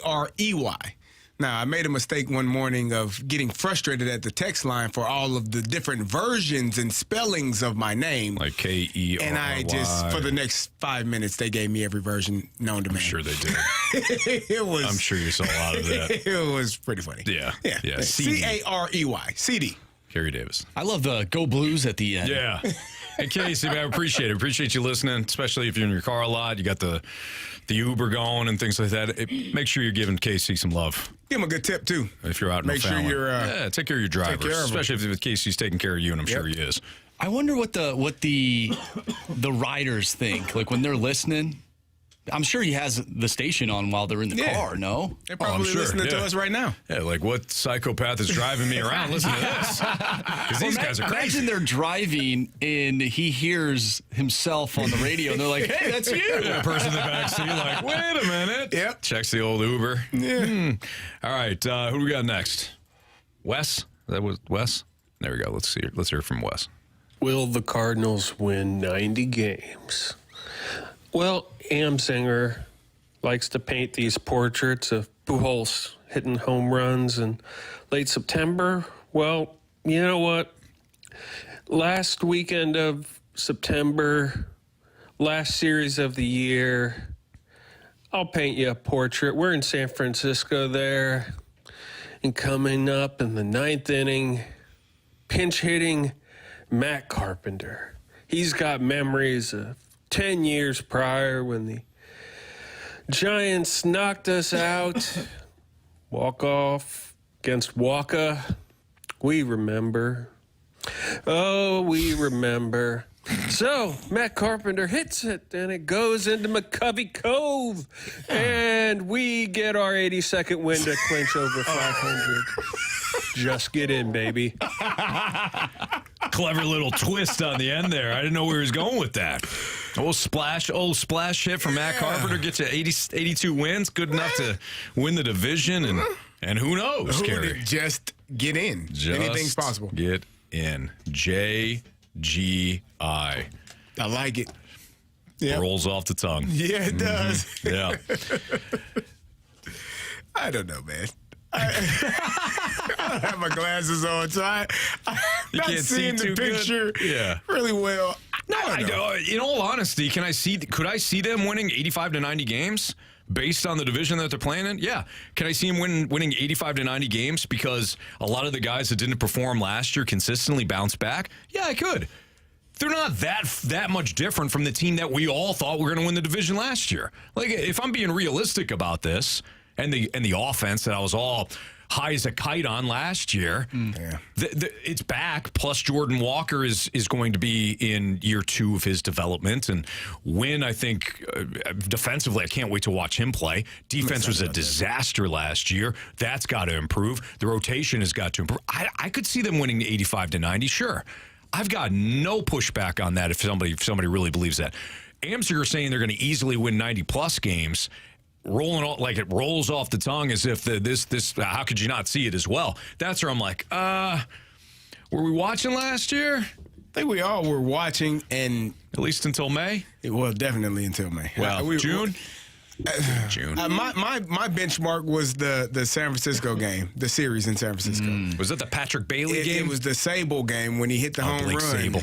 And I said that Wilson Contreras' butt was on the ground waiting for a pitch to bounce to him, and it never bounced. It was hanging over the middle of the plate, and bounced they were blaming over the wall. It bounced over the wall. Well, it bounced a few times. It bounced a few times after it hit over the wall. I don't think anyone caught it right off the bat. Well, they got that little area there in center field.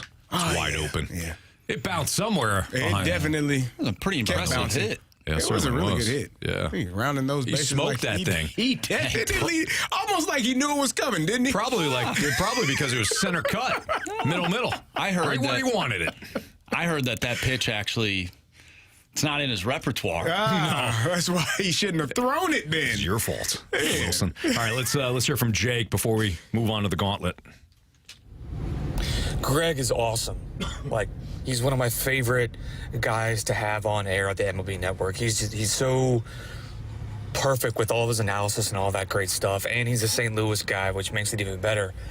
But I'm not buying the 90 wins for these Redbirds this year. I just don't think the starting pitching is going to hold up. They're going to have an injury or 3, and it's just going to have a tidal wave effect, and I just don't trust the offense either. So that's my answer.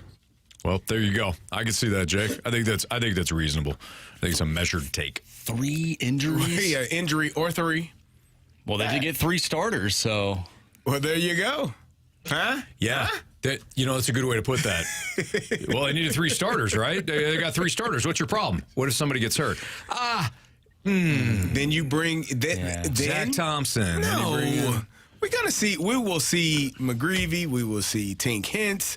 We will see some of these young players in Memphis. Spring training get an opportunity to make this ball club. Training. Yeah, we haven't even gotten to spring training. How many more days we got? I don't know. About a week and a half? Sure. Pitchers and catchers?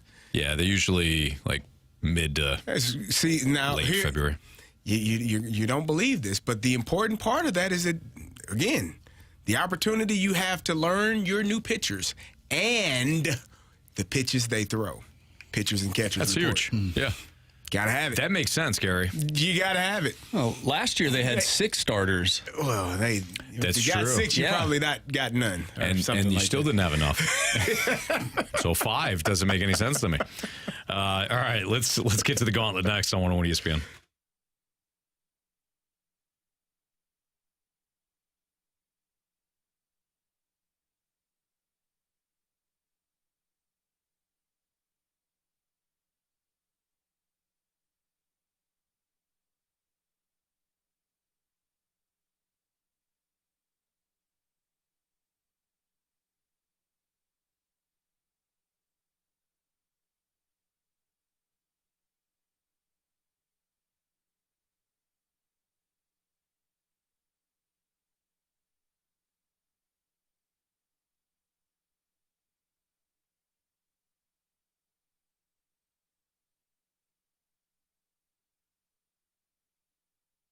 Hey, it's Carey, and did you know that weather can impact your windows? Hot days, cold nights can cause the caulk to crack, seal failures, and condensation. You need new windows if this is happening to you in your home. And Window Nation is giving you an opportunity to get windows 50% off of all styles, and you pay nothing with no interest for 2 full years. Right now is the time to protect your home and your family from the elements, lower your energy costs, and upgrade the look and feel of your home. As I said, 50% of all window styles, 0 down, 0 interest, and no payments for 24 months. And they can install these new windows in 1 day or less. Their windows from Window Nation come with a lifetime warranty. You need to reach out to them at 866-90-NATION or go online at windownation.com. All they do is windows. They've installed over 200,000 windows just last year. Again, that window will get in a day or less, and it has a lifetime warranty. Reach out to them now, 866-90-NATION, or visit them online at windownation.com and tell them Carey sent you.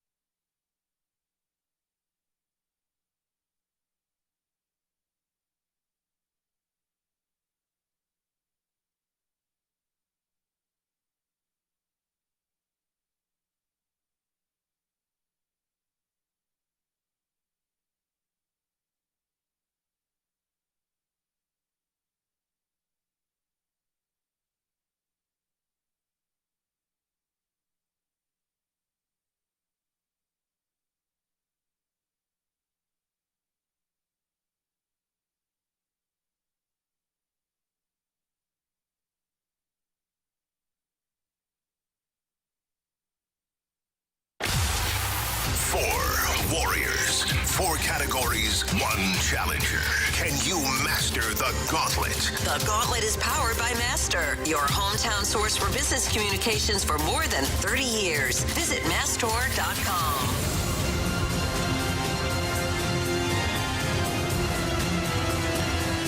Carey, yesterday we got a very passionate text from somebody that said, why would anybody disagree with somebody that won a Super Bowl on a football topic when the other person didn't play? I recall. That sounds dumb.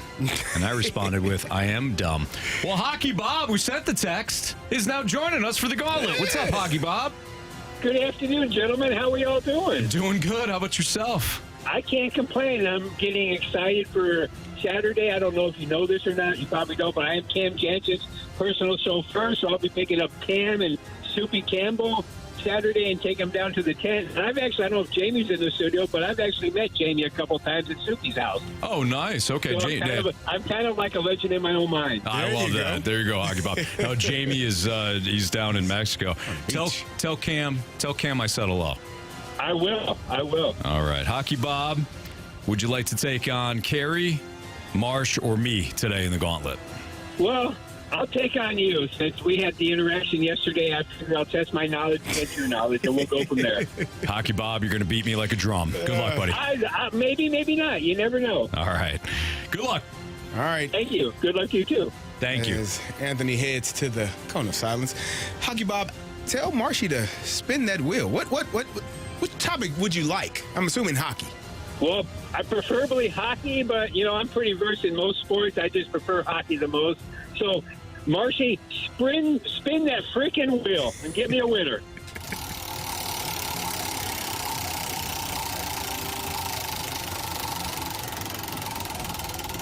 Unbelievable. Oh.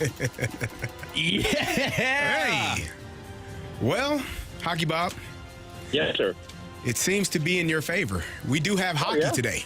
Oh, I thought I was going to get lacrosse. Oh, hockey's great. Lacrosse. Could you imagine if we had lacrosse? Oh, my goodness. We would be awful in that. Nobody would know a darn thing.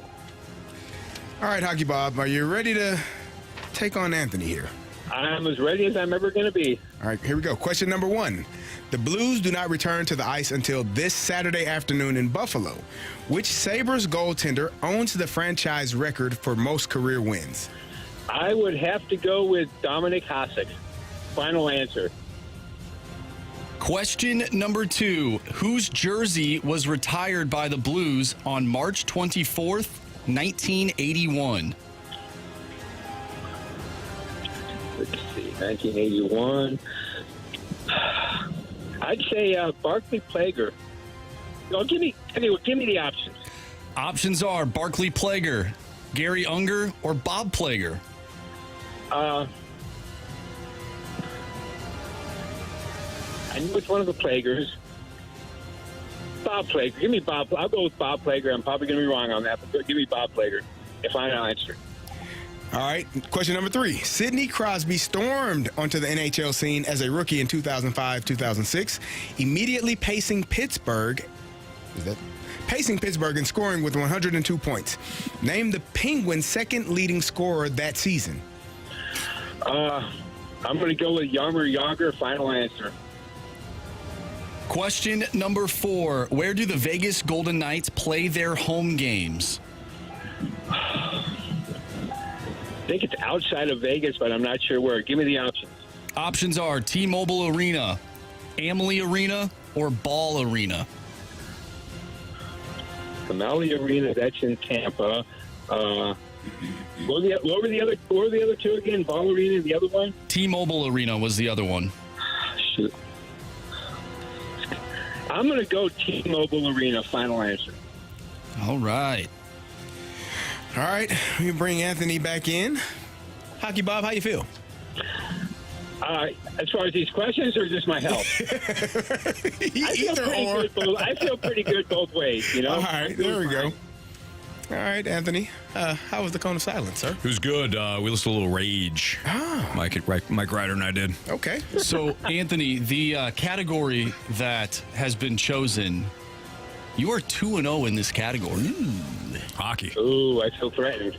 It is hockey. Good. As I play hockey, Bob. Thank you. Pack a lunch, Anthony. Pack a lunch. You got to remember to say that. Yeah, that matters. All right, what we got? You ready, sir? Mm-hmm. All right, here we go. The Blues do not return to action until this Saturday afternoon in Buffalo, which Sabres goaltender owns the franchise record for most career wins.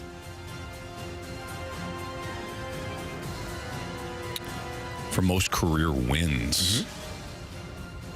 I mean, Dominik Hasek was there, but I don't know if he played long enough to get the wins. Can I have the options, please? Dominik Hasek, Ryan Miller, or Tom Barrasso? I'm going to go with Dominik Hasek. Final answer. Question number 2. Whose jersey was retired by the Blues on March 24th, 1981? Options. Barclay Plager, Gary Unger, Bob Plager. Man. You said Barkley, Bob, and Unger? Mm-hmm.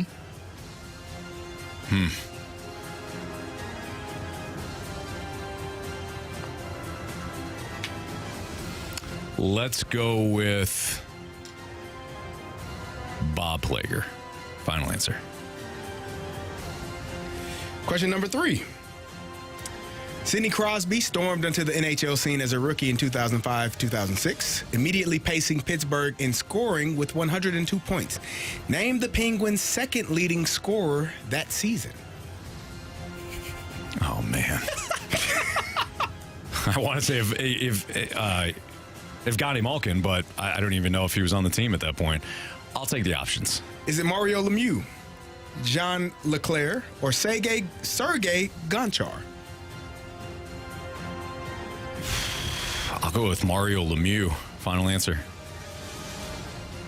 And question number 4. Where do the Vegas Golden Knights play their home games? Oh. I want to say Allegiant, but that's where the Raiders are. Oh, I'm usually pretty good with stadiums, too.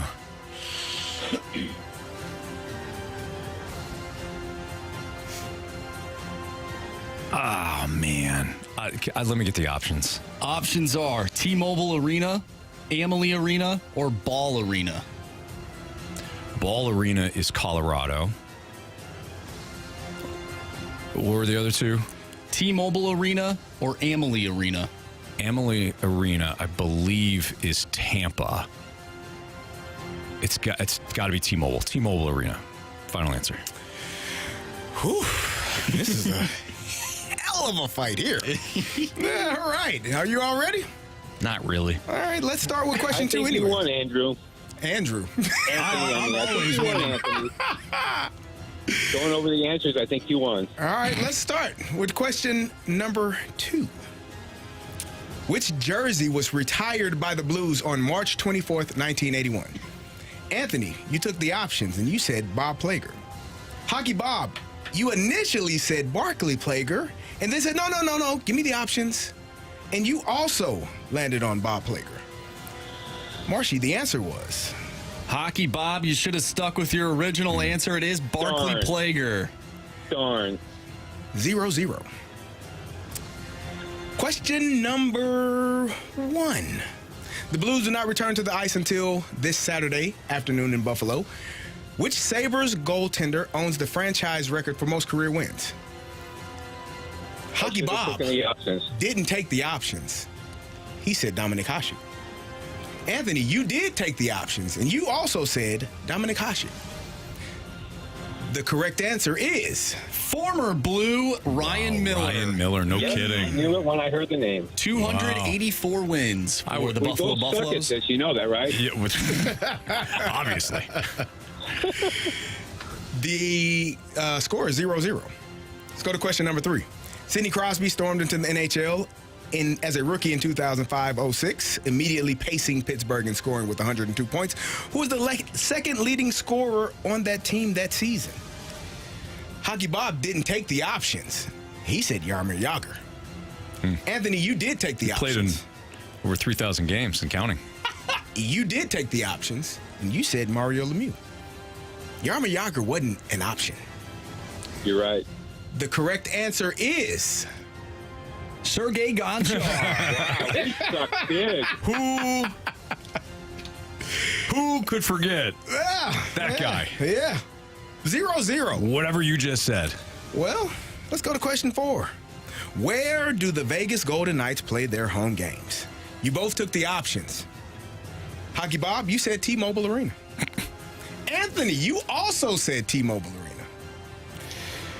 I guess either way. What do we have, Marshy? We have a 0-0 tie is what we have. We have. Walk it off. A walk-off. It was T-Mobile Arena. It is 1-1, not 0-0, if you all wanted to make sure. So, Oh, wow. You know, Kerry, I feel like you're trying to just dig us right now, and I don't appreciate it. And neither does Hockey Bob. I apologize. It's all in fun. I don't care. Okay, well, Hockey Bob. I'm having a great time. Yeah. Driving in traffic. Well, we have to get us another No tiebreaker? trivia question because the trivia question was already used. Can you just give us 4 more questions and start from scratch? Well, unfortunately, we are not able to. It'd be nice. Let's do football instead. No, let's not. All right, I have a question for the tiebreaker. We mentioned Sidney Crosby. In his rookie year, he had 102 points. How many career points does Sidney Crosby have in the National Hockey League? Oh, boy. Wow. Okay. So Anthony's going to write down his answer first, Hockey Bob, and then once he's done, we need an answer.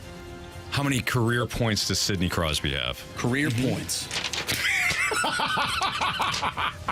Regular season, postseason, what are we talking about? Regular season, I would assume.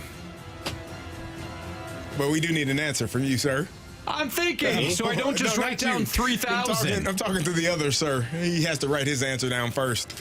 I know. I hate these. Take your time. I need time too. What does that say? Okay, you got it?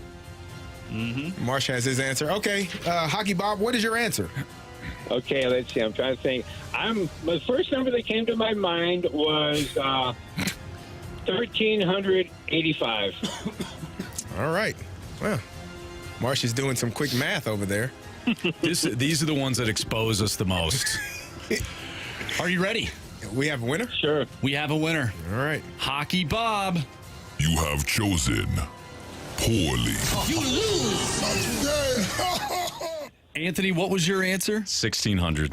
And Hockey Bob had 1,385. 85. The correct answer is 1,553. Oh, wow. 1,553. So we were kind of in the ballpark at least. Good job. Yeah. Good job, both of you. I was Maybe we hoping. should call me Dumb Bob instead of Bob, You all I'm did sitting a here with fantastic job. I'm sitting here with 1 point as well, man. I'm not gonna call anybody dumb. So, hey, thanks for playing. Thanks for letting me play, and I'll try to do this again sometime. All right, sounds good. Thanks for listening. Have a great show. Take care. Thank you. You too. Good job, Hockey That's Bob. Hockey Bob here in the Fast Lane on 101 ESPN. 3,000. Dude, you know what I did? You know what I did? I'm like, don't say 3,000. I go, I'll cut it in half. And then I'll go, then I went, would add because it seemed low. Like it seemed very low. I'm like, but don't go too much. So that's how I wound up with 1,600. Good job. Which I was in the ballpark, which is shocking. Anthony, good teams find ways to win. You're undefeated in hockey. 5-1 in the Gauntlet. 3.0. I wonder how many points. I wonder how many points I actually generated there. I don't keep those tabs, but if I did, I'm sure it's a lot. 3-0. 3 points in hockey. Nice job. You're a defensive. I'm a defensive guy. Yeah, that's right. Absolutely. I'm the clear. Just clear it. Exactly.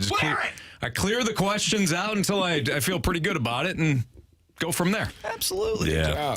All right. It's a Fast Lane on 101 ESPN. Let's continue our matchups in the Super Bowl. We talked about the defense. We talked about some running backs. Why don't we get some of the skill position players? Who do you trust more with the skill group? I think I know where Carey's going here. No question there. And I think I'm going to disagree. That's next on 101 ESPN.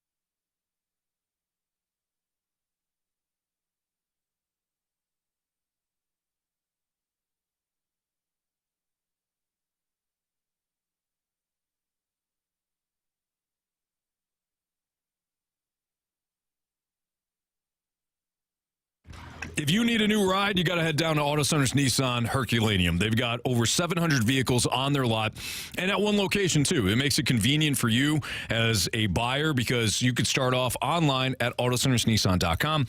You could peruse the inventory.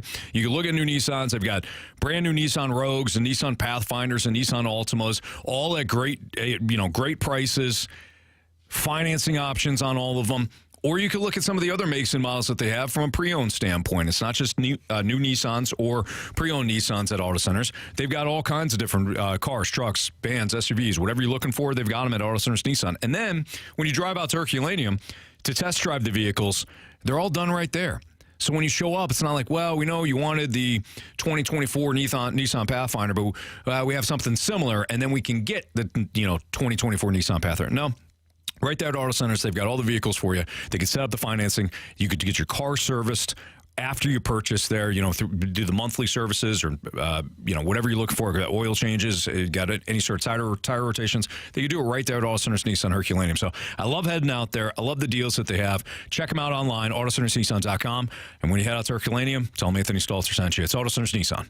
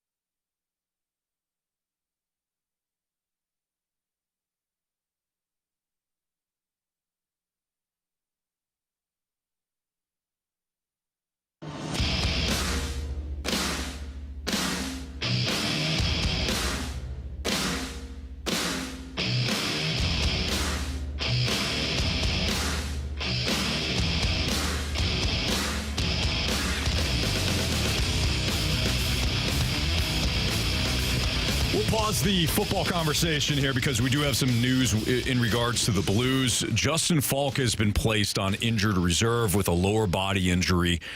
This is, an issue that Justin Falk has been dealing with. He came back at one point, didn't look the same, decreased ice time, and now he's been placed on injured reserve.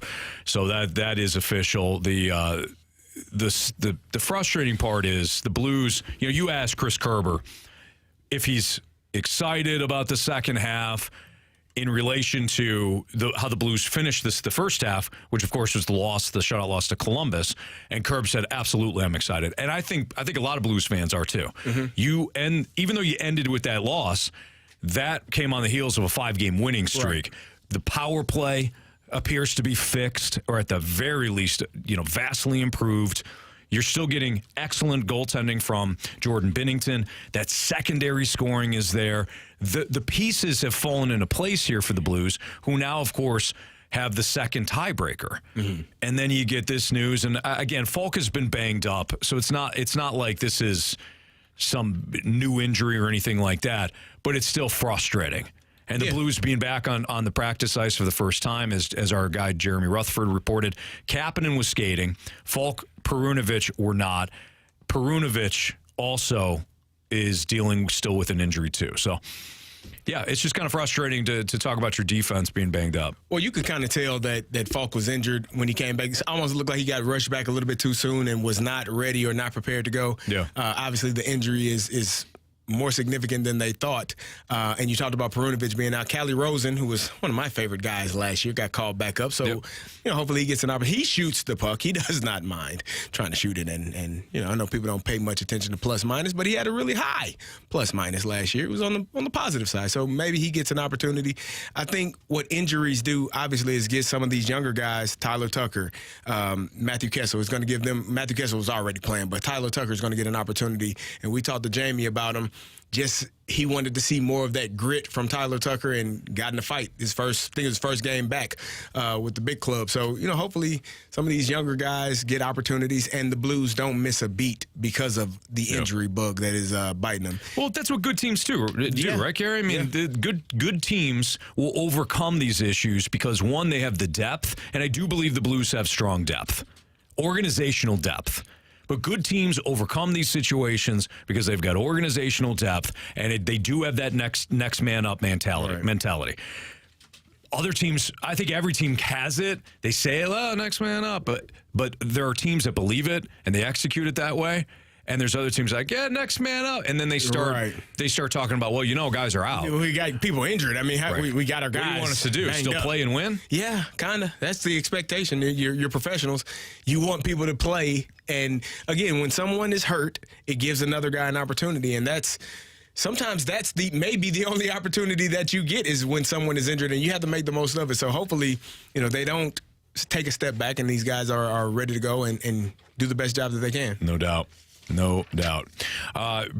Marsh, what do you think? Because this being the injury, do you think this hamstrings the Blues early on in the second half, or do you think they have enough to overcome it and so Falk gets healthy again and can come off the IR with the lower body injury? I think they'll be fine. I know, we talked about it a few weeks ago. When Justin Falk did come back, that the team was not playing as well as when he was in the lineup. And I know Jamie would say that Justin Falk is one of their best defensemen, and he is. He is. But when he's healthy, he is one of their best defensemen. And I didn't feel like that he was when he was injured. So he didn't look right. I think they'll be fine because I saw what they looked like without him, right? So I think they'll be fine. And when he comes back, he comes back. And hopefully when he's healthy, he'll slide right in and it'll be like nothing changed. Yeah. But I don't know how this team overall will fare coming out of the All-Star break. We can say whatever we want about the defensive unit, but if this team doesn't have that mindset of getting back to where they were during that win streak, I don't think it really matters. Right. So the whole team needs to play well. And, your defense is a part of that. But I saw a few weeks ago that this team can play well without Justin Falk. And that's no discredit to him by any means. No, you want him back as soon as possible. Absolutely, but I want him healthy. Yeah. So I was going to say, I wonder if, we talked to Army last week, and he said if things are pretty similar to where they are now, they probably stand pat at the trade deadline. They don't make any moves. But I wonder if some of these younger guys start playing well and then Justin Falk gets healthy. Is there an opportunity, and you are in a position to make a trade for something that a trade of need? Do you look at trading Falk? Is that a name that could be on the market? I don't know. I think if you want to be a playoff team, I would say no. Okay. Yeah, I don't think Krug. But here's the thing. I mean, when you're trading, we always talk about, I think some people have fantasy trades like, we can trade absolutely anybody and get Shohei in return. I'm going to take the three players I don't like on my favorite team and trade them for a player I do like. Correct. It's not how that generally works. No. So you got to give something to get something. So I wonder if, how this all plays out, because we also talked to him about giving some of these younger guys opportunities. Obviously, injuries are going to do that now, but at some point, in order to get opportunities to play consistently, you're going to have some people be moved. Yeah. Speaking of trades and fun trades, right? We were talking with Kerbs earlier about Pavel Buchnevich being that impact player in the second half. I saw a Blues fan on Twitter make a hypothetical trade of sorts, and it was Pavel Buchnevich to Toronto for Matthew Nyes and like a first-round pick. And I was like, oh, that'd be interesting because Matthew Nyes used to play for the University of Minnesota, played with Jimmy Snuggerud, having those guys play with each other in the future. I'm like, that kind of sparked my interest. I don't know if they're going to hold on to Pavel Buchnevich moving forward, but I was like, that is like a fun little trade That'd scenario. be interesting to try to pair up some of the college just to see if you could maybe recapture get, exactly. That. Yeah, that's I was like, that's interesting. Again, if you're just joining us, Justin Falk has been placed on injured reserve with a lower body injury. I had said that Falk had been dealing with the injury prior, but I want to clarify this because Jeremy Rutherford, our Blues insider with The Athletic, he tweeted this out. Drew Bannister says that Falk and Perunovic are both week to week with lower body injuries. He said Falk's injury was not a reoccurrence. It was a new injury from the Calgary game. So this is not a reoccurring injury, the one that he was dealing with before. It's a new injury from the Calgary game. Remember when he was out there and he left again? Yeah. And we kind of thought, oh, well, he's still hurt or he got re-injured. It's a new injury. He added that Perunovic could be back sooner than Falk. So that's the latest on that. We do have some Missouri men's basketball, Missouri Valley Conference men's basketball tournament tickets to give away, so let's do that right now. We have your chance to win a pair of single-session passes to the 2024 State Farm Missouri Valley Conference men's basketball tournament. It's the return of Arch Madness at the annual MVC tournament, March 7th through the 10th at Enterprise Center. All session and single-session tickets are on sale now, and you can learn more about the MVC tournament as well as register to win tickets at 101ESPN.com or the 101 mobile app. But we have your chance to win the tickets now by texting into the Air Comfort Service text line. To score those passes to Arch Madness now at 314-399-9646, all you have to do is answer this question. The last team to win back-to-back Arch Madness tournaments was? If you have the correct answer and you're the 101st texter, you can win the session ticket, the single session passes. Carey, if I could speak that properly. Single session passes to the 2024 State Farm Missouri Valley Conference men's basketball tournament, and we'll have another pair of tickets to give away tomorrow. All right, I had teased the skill positions for the Super Bowl as we go head to head. Who's got the better skills right now? Skill position players, Chiefs, 49ers. Answer that next on 101 ESPN.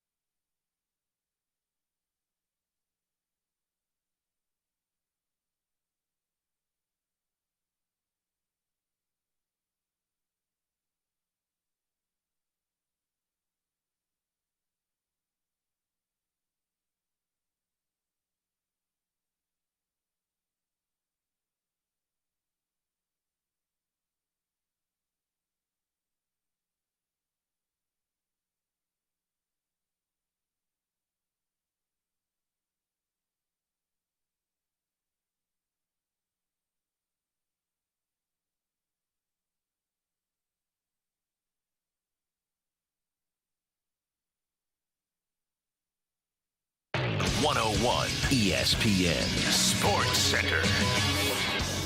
I'm Andrew Marsh. It's time for a Sports Center update driven by Johnny Londoff Chevrolet and Johnny Londoff Autoplex. Justin Falk has been placed on injured reserve with a lower body injury. According to Jeremy Rutherford, head coach Drew Bannister says that Falk and Perunovic are both week to week with lower body injuries. He said Justin Falk's injury was not a reoccurrence. It was a new injury from the Calgary game. And coach Drew Bannister also added that Scott Perunovic could be back sooner than Falk. We just talked about that, and we had Chris Kerber on the show. If you've missed anything from today's show, make sure you go to 101ESPN.com or check out the free 101 mobile app. Head to the podcast page. You'll find all of our interviews and full shows there. And it's all brought to you by Dobbs Tire and Auto Centers. I'm Andrew Marsh, and this Sports Center update is driven by Johnny Londoff. Find new roads and shop 24/7 at Londoff.com and LondoffAutoplex.com. Are you kidding me?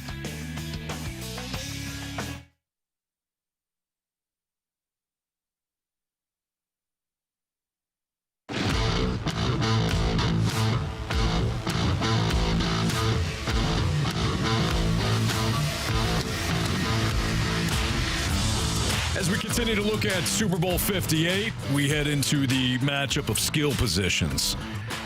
On one side, you've got the San Francisco 49ers. Yeah. Of course, they've got Deebo Samuel, Check. Brandon Ayuk, Check. George Kittle. Check. Somebody named Christian McCaffrey. He's pretty good. CMC, as I like to call him. That's a good nickname. And then they get guys like Juwan Jennings and, some depth pieces as well. Mm-hmm. On the other side, you've got Kansas City. You've got Travis Kelce, of course, affectionately known as Travis Swifty. You've got Rashee Rice, the rookie wide receiver, who, like I said earlier, not really a rookie anymore. He's played, 21 games now for Kansas City, if you factor in the 3 playoff games. Okay. Or 20 games? 20 games? Yep. 20 games. Kelce, Rice, Pacheco. And then you got kind of depth pieces in MVS, either Sky Moore or Kadarius Toney, who's playing. Kadarius Toney may not play. I don't think either one of them will. Well, I think Moore was just activated off IR, so they're the same player. So one of those two. Carey, this one, if you're just looking at it on paper, and we will break it down, but just looking on paper, San Francisco's got the better skill position players. Kansas City fans they would attest to that as well. As much as I love Pacheco, and I know you do too, as much as I have loved the maturation of Rice and what he's been able to develop into in this offense, as much as I love Travis Kelce, especially now that he looks healthy again, they're not Deebo Samuel, Brandon Ayuk, George Kittle, or Christian McCaffrey. No. The 49ers have the better skill guys. I mean, Brandon Ayuk was top 7 in receiving yards last season. He had a really good year. Deebo missed some time, and obviously that hurt him in terms of his stats, but a crucial part of that offense and what he does. And in your opinion, George Kittle is the best tight end in the league. So clearly that he matchup. is the best tight end in the league. Oh, goodness gracious. That part of the matchup goes. Travis Kelce's not in the conversation because he's a receiver. CMC is definitely a great running back as well. And I think the thing that makes the 49ers, as I said, they make them so good. Whenever your team offensively, you often talk about making sure all 5 eligible receivers are a threat, because it really puts more stress on the defense. If you got a tight end that is just a blocking tight end and he's not going to release for a pass, or he's not a threat in the pass game, then it eliminates one more person that the defense has to keep their eyes on. What the 49ers do is all 5 eligibles are guys that can make impact plays. Even when they have Kyle Juszczyk in the game, who is the fullback, he can do a lot of things. He catches balls out of the backfield. He lines up in the slot, runs corner routes and out routes, and it makes it harder on a defense to really try to lock down and pinpoint where the ball is going to go to. You want to try to eliminate some of those threats, but the 49ers have multiple guys that are athletic enough to do multiple positions, which also puts stress on your defense. If you can line up Deebo Samuel in the backfield, you know that it's probably going to be zone. Like, they're not going to move a corner into the linebacker spot and move a linebacker out in the slot over Christian McCaffrey because it's man-to-man. No, because you'll just run the football with Deebo Samuel. So it starts to make life a little bit easier, and that's what the 49ers do in terms of their offensive skill set, their offensive skill players. The Chiefs, offensively, they are really you know where the ball is going. I don't know how the hell Baltimore didn't know in the first half 2 weeks ago. I don't know. Travis Kelce leads the world in playoff receptions now. Thanks, Baltimore, because you didn't know that they were going to throw it to him 15 times in the first half. I mean, in fairness, Kyle Hamilton was in position a lot. Kelce's made plays. You probably, and that's why he is a tight end, because the mismatch against a safety makes it better for him. So wide receivers can't be mismatches against safeties? Not like that. It's a mismatch.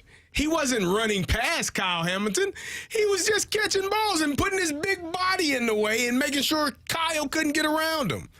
It's a tight end. You know what you are? What am I? Right. Thanks. Appreciate it. It's a damn near perfect response. No, you know what you are. You're putting wide receivers in a certain box. In a certain box. Nah, I do that They have to look a certain way. No. I see what you're doing. You're saying that Travis tight Kelce ends look a certain way. Travis Kelce can't be a receiver. That's exactly because what I'm saying. He's not fast enough. 100%. You're a fasty. Yeah, I'm right. Thank you. I was gonna say something. Yeah, so I was gonna say something that I was gonna regret big time. So that's when you're looking at the skill guys for the 49ers. Again, I think they're just much better. Not much better, I guess, is not the right word, but they are better than the Kansas City Chiefs. Now they're more dynamic. Yeah, they bring more to the table. Yeah, and it's positionless football. It's like Correct. you said, they can move around Deebo Samuel, they can move around Christian McCaffrey, and it puts so much stress on a defense. I agree. Kyle Shanahan's offense, of course, he got it from his father, but he's adapted it too. It's Joe Gibbs's offense. Joe Gibbs. This was the idea of putting stress on a defense by showing them a different formation, thinking they're getting a different play all the time. And actually, they're only running a handful of plays, but it's the same play out of a different formation. Same concept, set blocked the same way, all that. But because the linebackers and the safeties are looking at different formations, they think it's a new play all the time. And that's kind of the beauty in Kyle Shanahan's offense because it's simplistic. Right. And Kerry, you played for Shanahan at one point in Washington. I think his offense has evolved big time. 100%. No question about it. It wasn't, I think you played, it was like the West Coast offense. Yes. To just kind of blanketed as the West Coast. Correct. That's not what it is. No, it's multiple because they can do so many things, and I think he's implemented the run game from, like you said, his father, what they did with Alex Gibbs and outside how zone. It's a beautiful scheme, but they have the ability to, normally when you run that scheme, you got guys that aren't big or powerful up front. Well, they can do both. They can run the outside zone scheme and they can run power football and pull a guard in the A-hole or B gap in the B gap. And what'd you call Anthony? A gap. You meant A gap. A gap. Or B gap.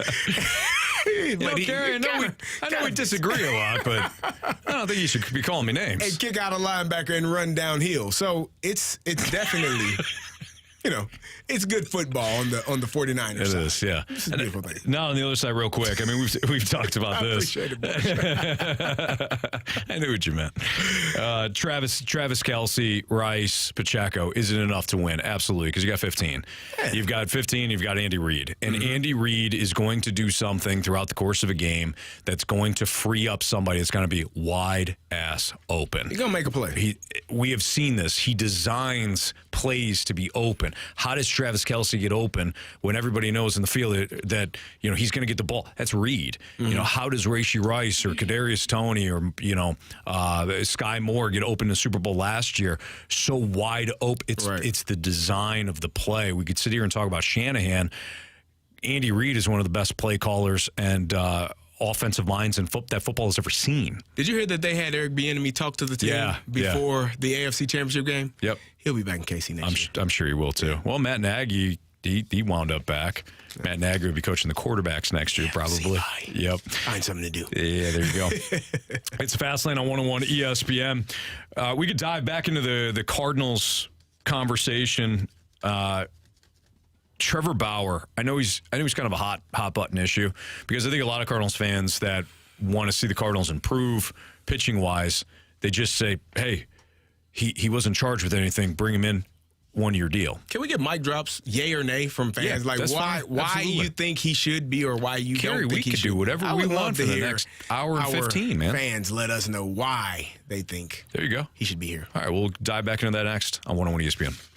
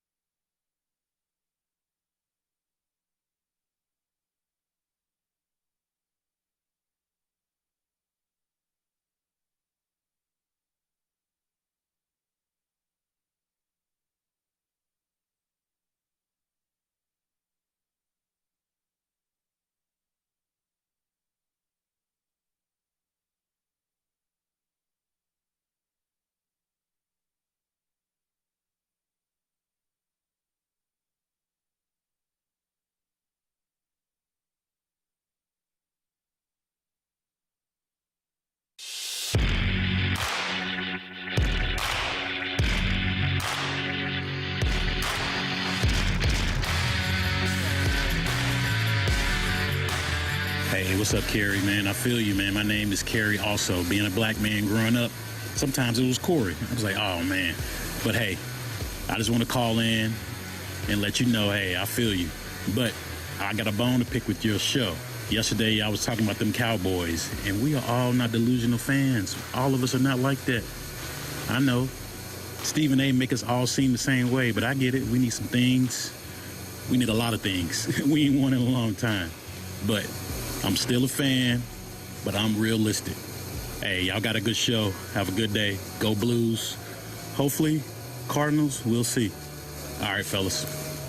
Well, Kerry, you are clearly an intelligent man being named Kerry. I can respect and appreciate that. And if you tell me you're not delusional, a delusional Cowboys fan, then I will go with that.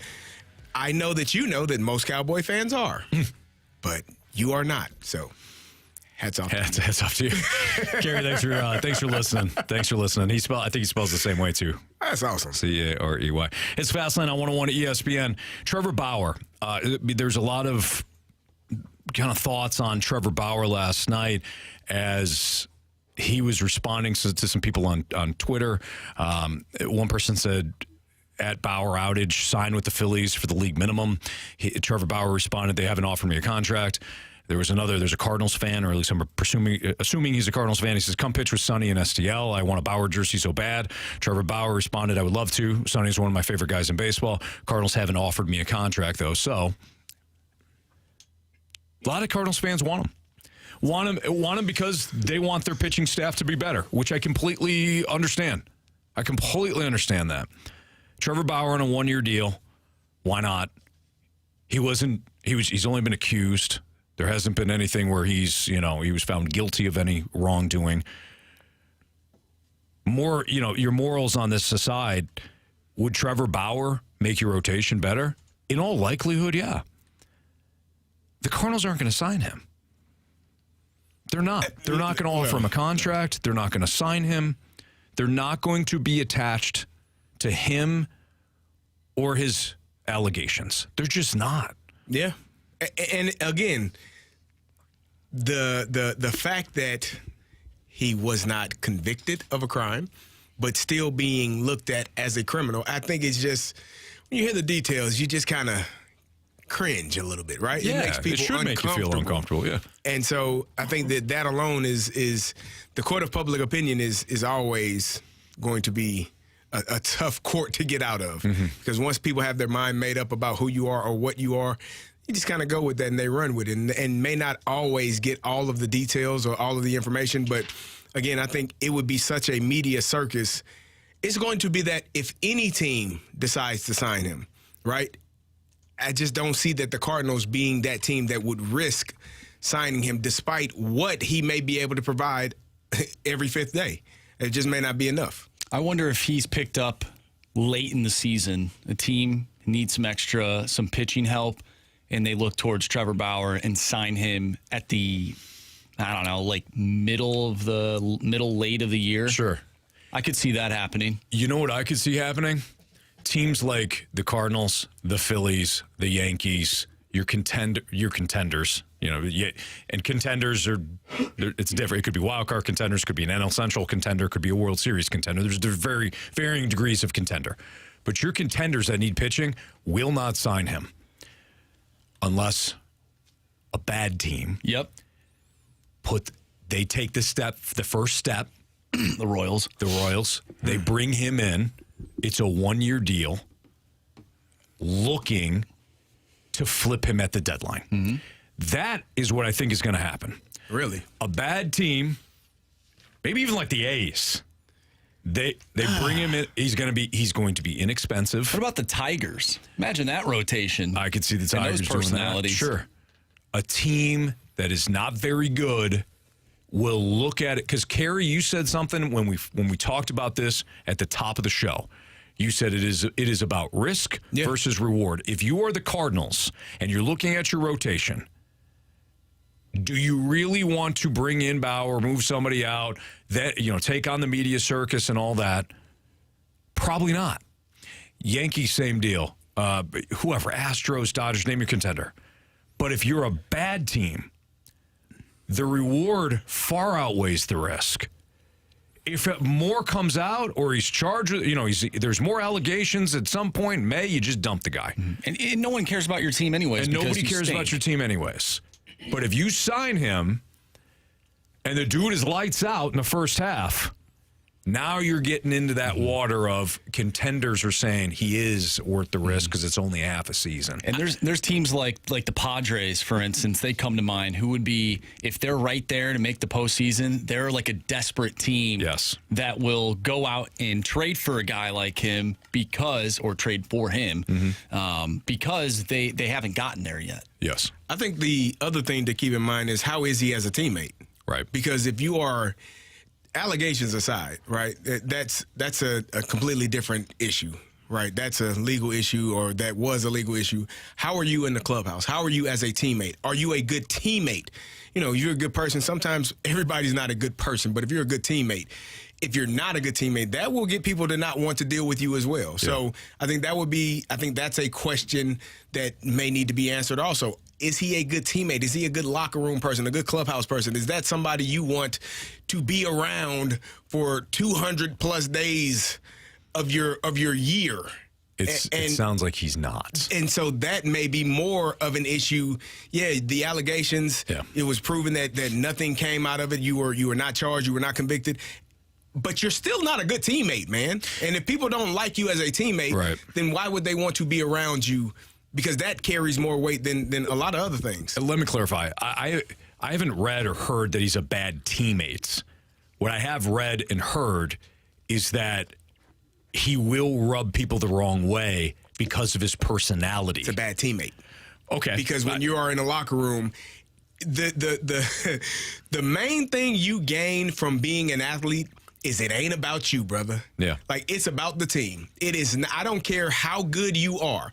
You will see it run its course at every destination for all of the players that eventually show you their true colors and who they actually are. Antonio Brown comes to mind. You talked about how good it was in Pittsburgh that most of that stuff never got out. Well, when it did get out, what happened? He's no longer in the league. Around quickly. Because once you get the label or the tag of not being a good teammate, it ain't about nobody. It's about it's about, in the locker room, 53 men in football, 26 men in baseball. It's about those men coming together for a common goal. And my goals, my personal goals, will get worked out along the way, prayerfully, hopefully. I get to attain the personal goals, and if I'm good enough, my goals are part of the reason why we get to get this entire goal. But if you are a bad teammate and people don't want to be around you, they won't have you around. Yeah. So is it possible to be like a dork or whatever you want to call him and not be a bad teammate, though? Because I look at some of the teams that he's played on, other than the Dodgers, and I don't know if those cultures were. I'm not trying to defend the guy or anything. But Cleveland won. They did, yeah. But I'm looking at like Cincinnati, and I'm wondering if he has that, because he's really into like the numbers, and he's kind of a nerd when it comes to pitching. Yeah, which is fine. I wonder if that rubs people the wrong way, and they're like, I don't really like that, and he's coming out with different ways of coming off to people, and like maybe he wants to win, but he's kind of a Diamondback when he's giving advice or whatever to other people, and maybe they're not receiving it right. Like, does that make him a bad teammate, though, or just misunderstood? I'll give you, and maybe both are true. Maybe he does rub people the wrong way because he's a bad teammate, and he's also misunderstood. I think both things could be true. I'll give you a very quick example. When he was in Cleveland, I know this for a fact because we happen to know the Klubers. When he was in Cleveland with Corey Kluber was pitching that World Series year. He threw so much, he needed a break afterwards. I mean, his arm, his shoulder, everything just shot. I mean, he was pitching so much in the postseason to get Cleveland to a few outs away from potentially winning the World Series that year against the Cubs. Following the season, Corey wasn't working out because his body was not ready to work out. And Bauer was tweeting, hey, I'm working out. Where's my other teammates? Not everybody's working out. And there was a couple of vague passive-aggressive shots at Corey. So is he misunderstood? No. Or is he a Diamondback? I don't think that's a misunderstanding. Passive-aggressive tweets are pretty clear. Yeah, honestly, there's nothing. I take what I said back. There might be. Don't sign them. There might be nothing more that aggravates me. I'm sorry. There might be. There is nothing that aggravates me more than passive aggressiveness. Hey, just say it, man. Don't say it. Yeah, don't dance around. Just don't poke me and then go, why are you ticked off? Yeah, punch me in the face and let me know you mean it. Absolutely. Yeah, hit me right in the neck. That's fine. When I go down, I'm going to get up. All right? But and I'm going to bite kneecaps and ankles. Exactly, on the way up. Guy. Lying. Never mind. Sports Six-Pack is next. If you got a question, 314-399-9646 of the Air Comfort Service text line. Sports Six-Pack next.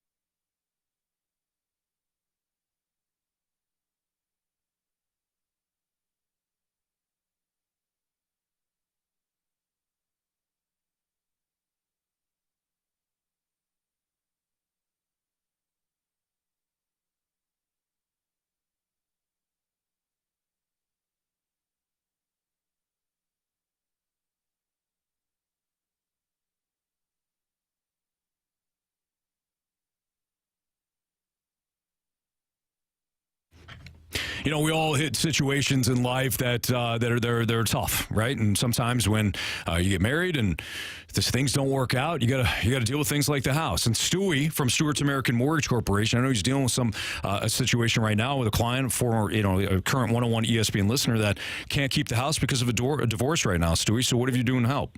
Well, actually, Anthony, he can keep his house. He called other lenders. Yeah, we got to keep the house.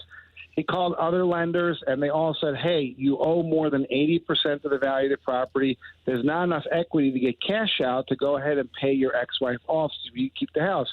So he called two lenders. They can't do it. He called us. He said, look, I want to keep my house. I hear you on ESPN. Is there anything you can do? And what we know, which the other lenders don't know, is that whenever you're buying out the equity position of another individual, whether it's a married person or it could be just two friends that own the house, you can buy out the other partner up to 95% of the value of the property. It's not considered cash out. Gives you more flexibility. When he heard that, he closed him. He's keeping the house. He's keeping the kids at the house as well. He's happy. He's tickled pink. And you know what? At the end of the day, it was the bagel loan, and his payment actually went down $45 a month. Beautiful. So if you're in a similar situation, or maybe your situation's a little different, but you just heard Stewie help this person out, and you want to call and you want to just simply ask Stewie a bunch of questions, he's there for you. 314-324-4440. That is his personal cell phone number. So call him day or night. Text him if you don't feel like calling. There's no problem. Stewie's good with that too. But do pick up the phone and at least reach out to Stewie, because don't be in a spot where you think you know everything and I can't do this, I can't do that. Well, Stewie will prove you wrong more times than not. Give him a call. Stewie, keep up the great work. NMLS number 226715.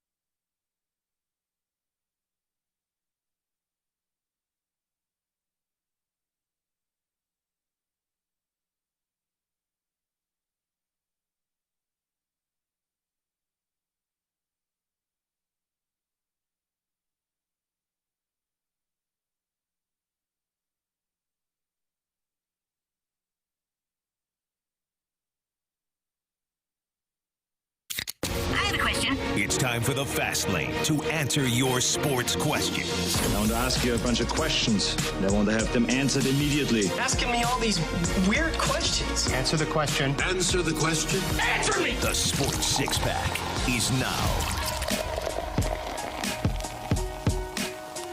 5:05, your time check is brought to you by Clarkson Jewelers, an officially licensed Rolex jeweler with Carey Davis. I'm Anthony Stalter. Here's Andrew Marsh with your questions for the Sports Six-Pack via the Air Comfort Service text line. Question number 1.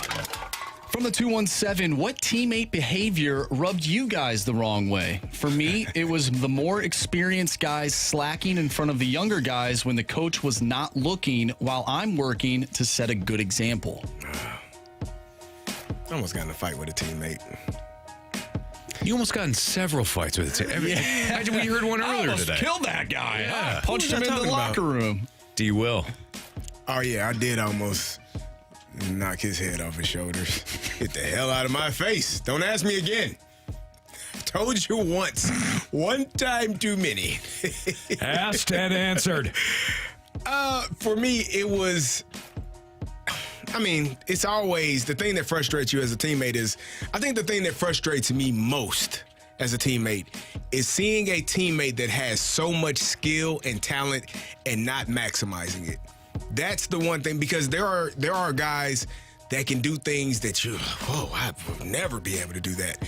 And they do it like it's breathing air. Like it's just simple as chewing bubblegum. It's one of the simplest things for them. And you're looking, and they don't maximize it. They don't nurture that gift that was given to them. And that, to me, is infuriating. You see it more. You don't see it as much in the NFL, but you see it a lot in college, obviously in high school.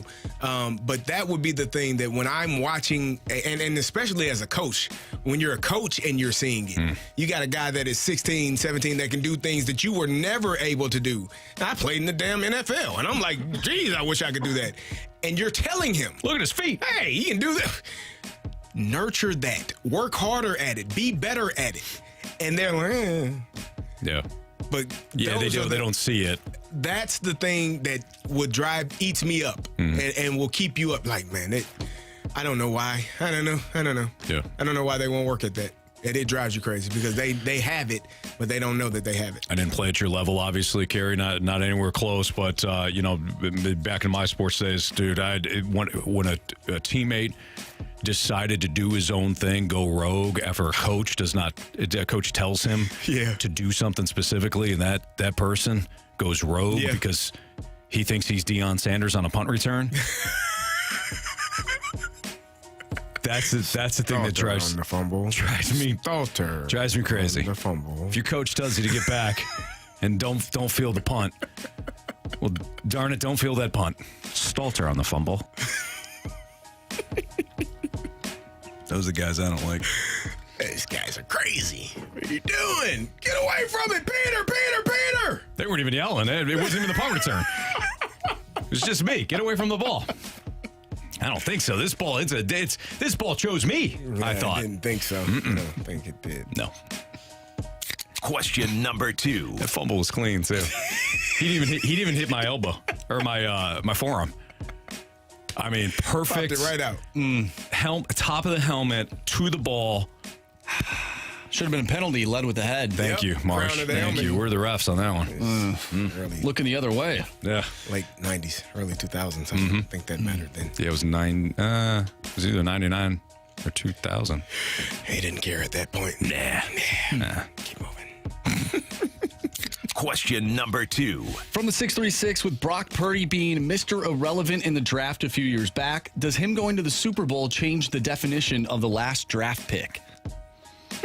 No. Yeah, it's kind of like the Tom Brady, whatever pick he is. 6th round? Yeah, the 6th round, that exact pick. It's the Tom Brady pick. Yeah. Does it get changed to the Brock Purdy pick as opposed to Mr. Irrelevant? No. It's Mr. Irrelevant. Like, they used to give him, I think they used to give him a car. Hawaii or something? They used to give him, you used to get something.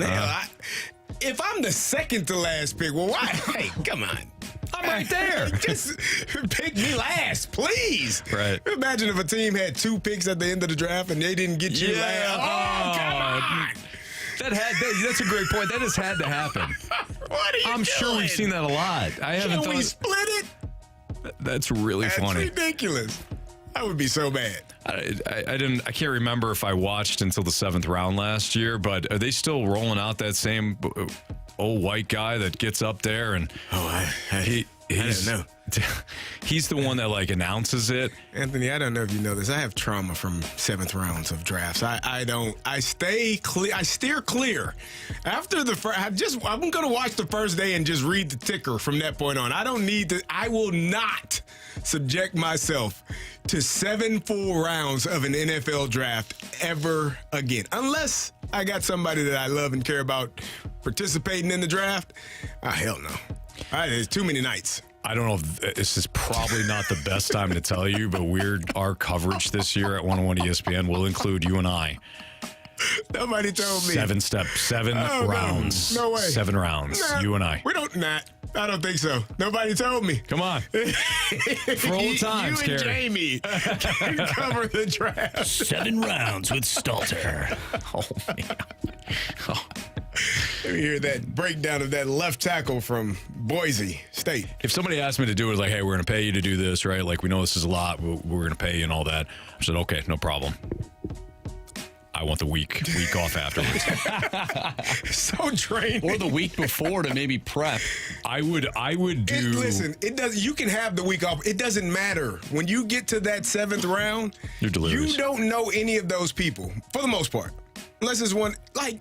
There's always some names that you pray slip. for a quarterback. Yeah, you pray for a quarterback. We didn't know who the hell he was.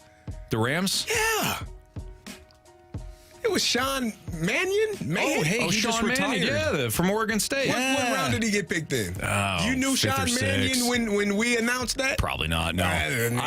But I was thinking of Garrett Gilbert, and the only reason I remember Garrett Gilbert is because he stepped in for Colt McCoy in the Texas-Alabama national championship game when McCoy got hurt. Yeah, well. He went to was one of the Dallas, picks. right? Was he drafted by Dallas? He was drafted by the Rams. Oh, that's right. Yep. I thought he played for Dallas at one point. He probably did, yeah. I think he did. Mm-hmm. Old Garrett Gilbert. Garrett Gilbert. I feel like during those 7 rounds, you just talk about literally anything other than the draft. Yeah. Maybe you mentioned some other players that had just been drafted, like maybe the day before, but you tried to. And then you're like, John Smith. Oh, dude, we were talking about every team at that. Like, we just kept going over each team basically, and then I would be like, "Here's your last 5 picks, Carey, Michael. Do you know any of these guys?" Nope. All right, moving on. Yep. It was fun though. Question number 3 from the 217. If you had to place a bet for which Cardinal hits the most dongs this year, who is it? Most home run, Ding Dong Johnson. I'm going to go Nolan Gorman. Let me take that back. He got to play. I'm going to go Arenado. Who? Arenado. Nolan Arenado. Boy, I'm out of practice on that. Good we haven't call done it in a while. Wow. Yeah. Yeah, I'm gonna go Nolan. I should have just said Nolan. Right. One of the Nolans. Marshall, who you got? I think Nolan Gorman's a good name to go with. I want to go with Nolan Gorman. I feel like he profiles as like a 40 home run hitter. But is he going to play enough games? Is he going to be hurt or healthy? I don't know. Kerry Willie?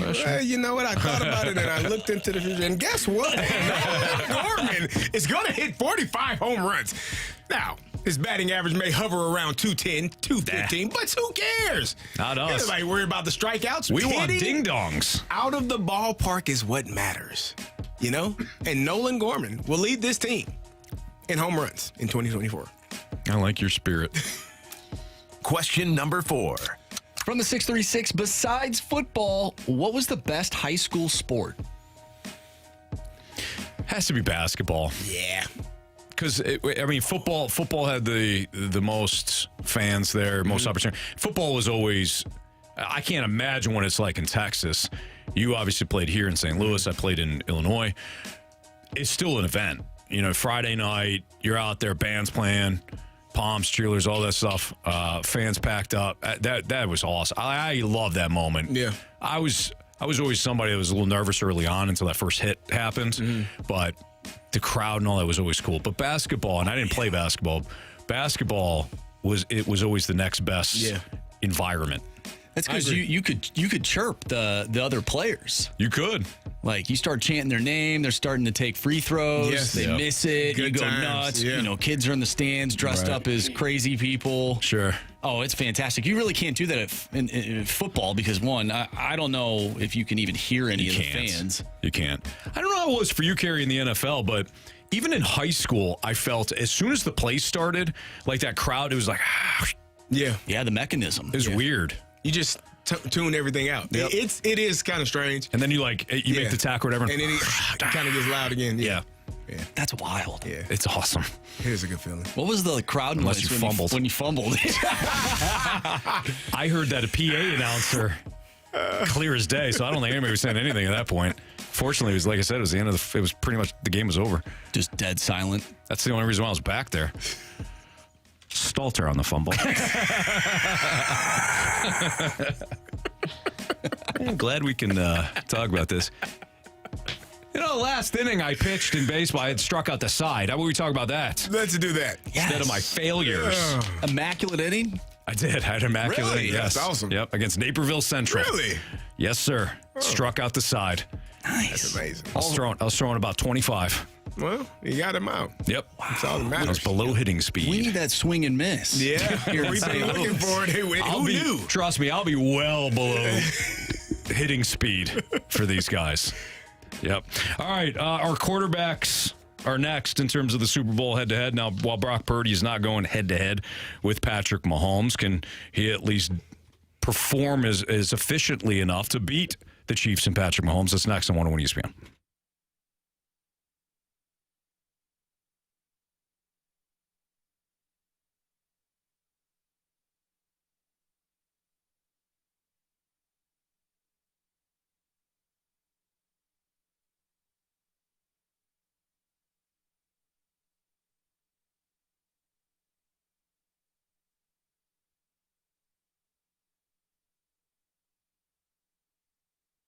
Happy Super Bowl to all who celebrate from FanDuel, America's #1 sportsbook.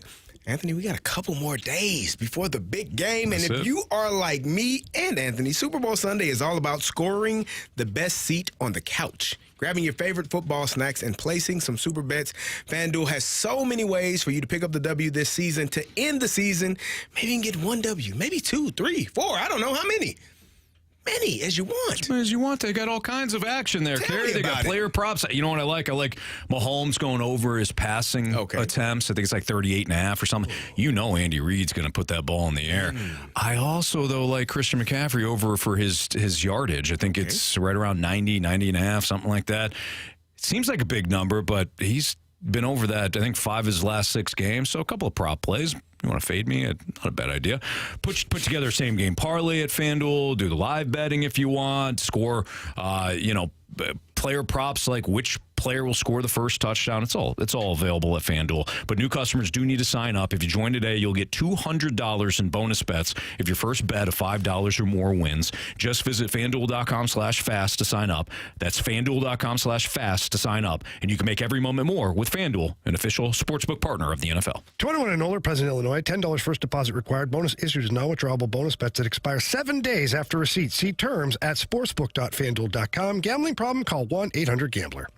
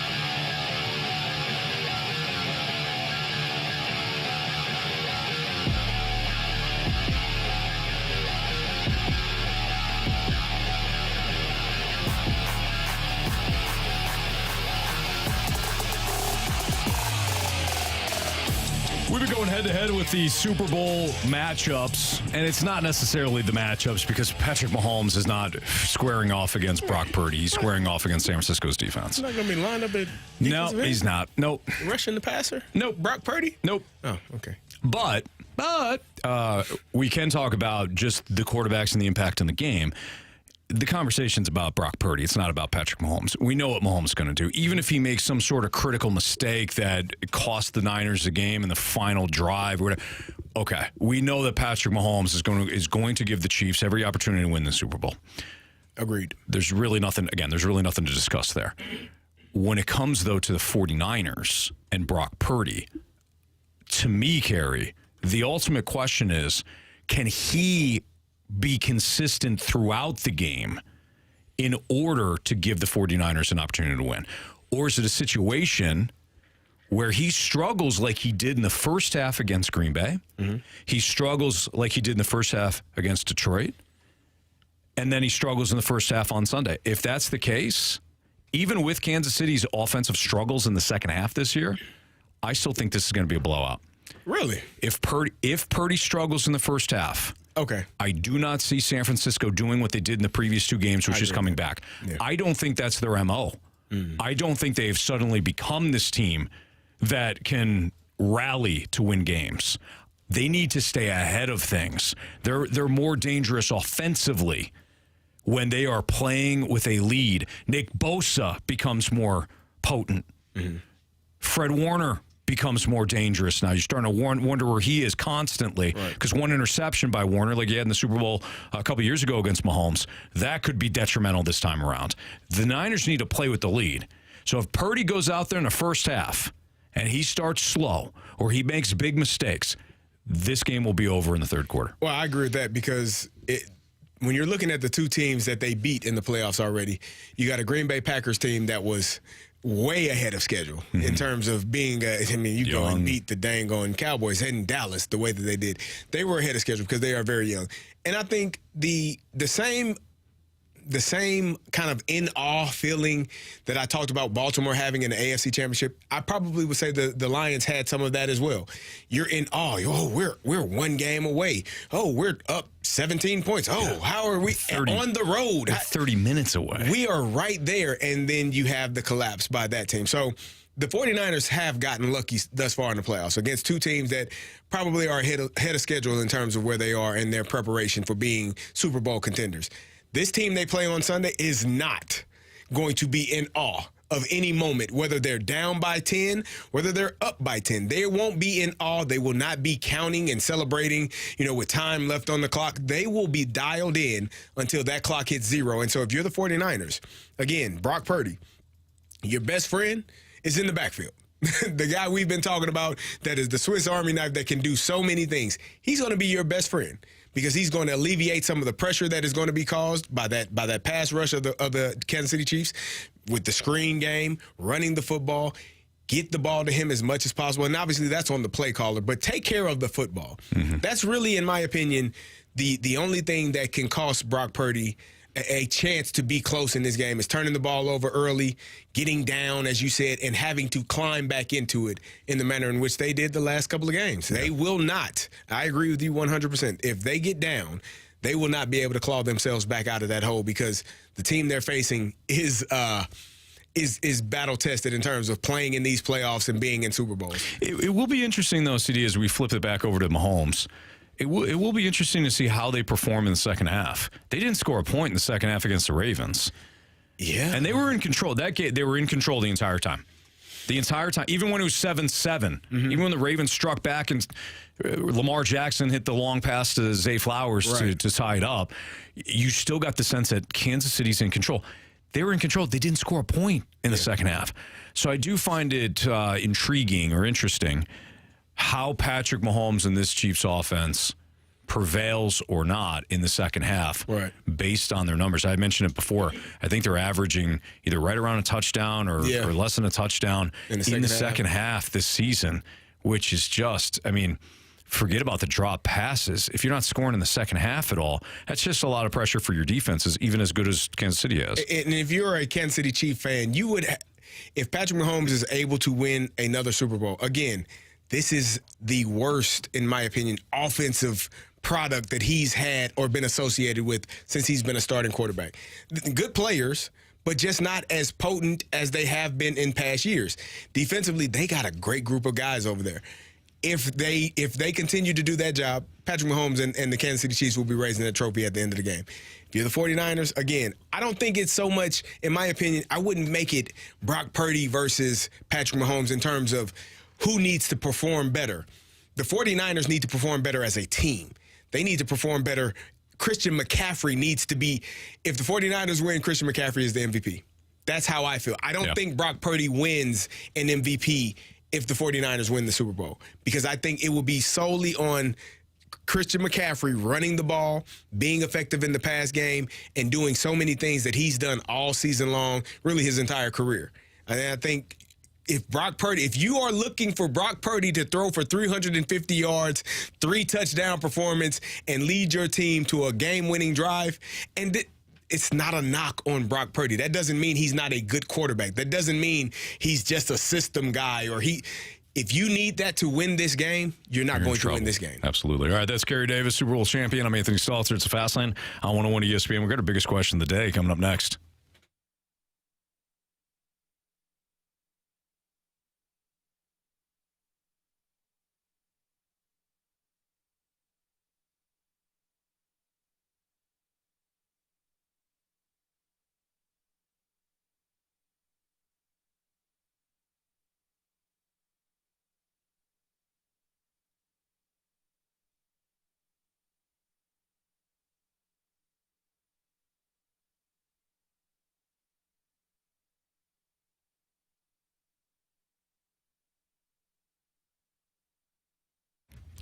You may not think that you can afford a brand new vehicle right now. Interest rates being where they are, you look at your current car or current vehicle and say, man, I know I need a new ride. I'm pushing it. I'm stressed, but I just can't afford it. Go out to Auto Center's Nissan Herculaneum. Tell them Anthony Staltz from 101 ESPN. You listen to this spot. Told you go out there. And let Auto Center's Nissan Herculaneum show you that they can put you in a vehicle, brand new, Pathfinder, brand new Rogue, brand new Altima, whatever you're looking at, and they'll show you how comfortable of a monthly price you can pay on that vehicle. Let them show you that they've got the best financing options anywhere in St. Louis or the greater Illinois area.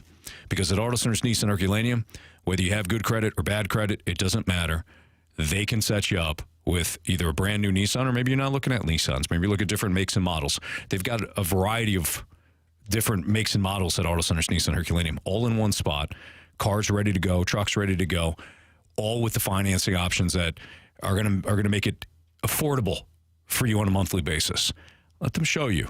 They can set you up with a new ride. It's Auto Center's Nissan Herculaneum.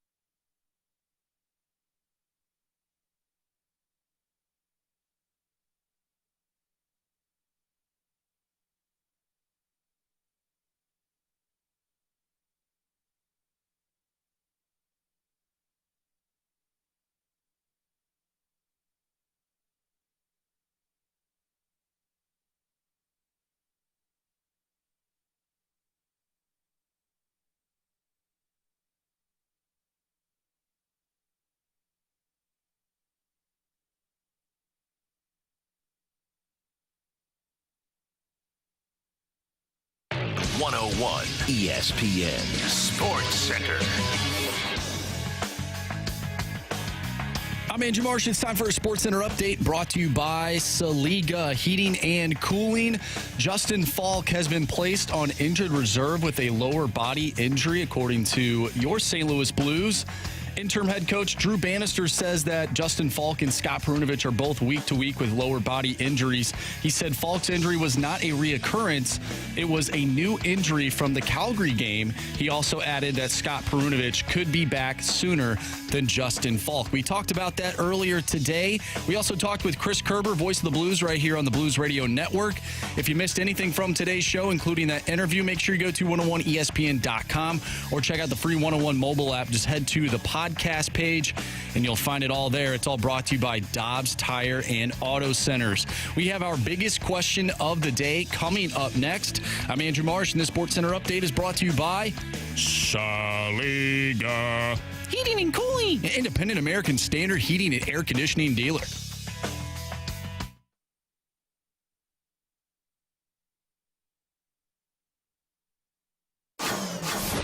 It's time for the Fast Lane's biggest question of the day.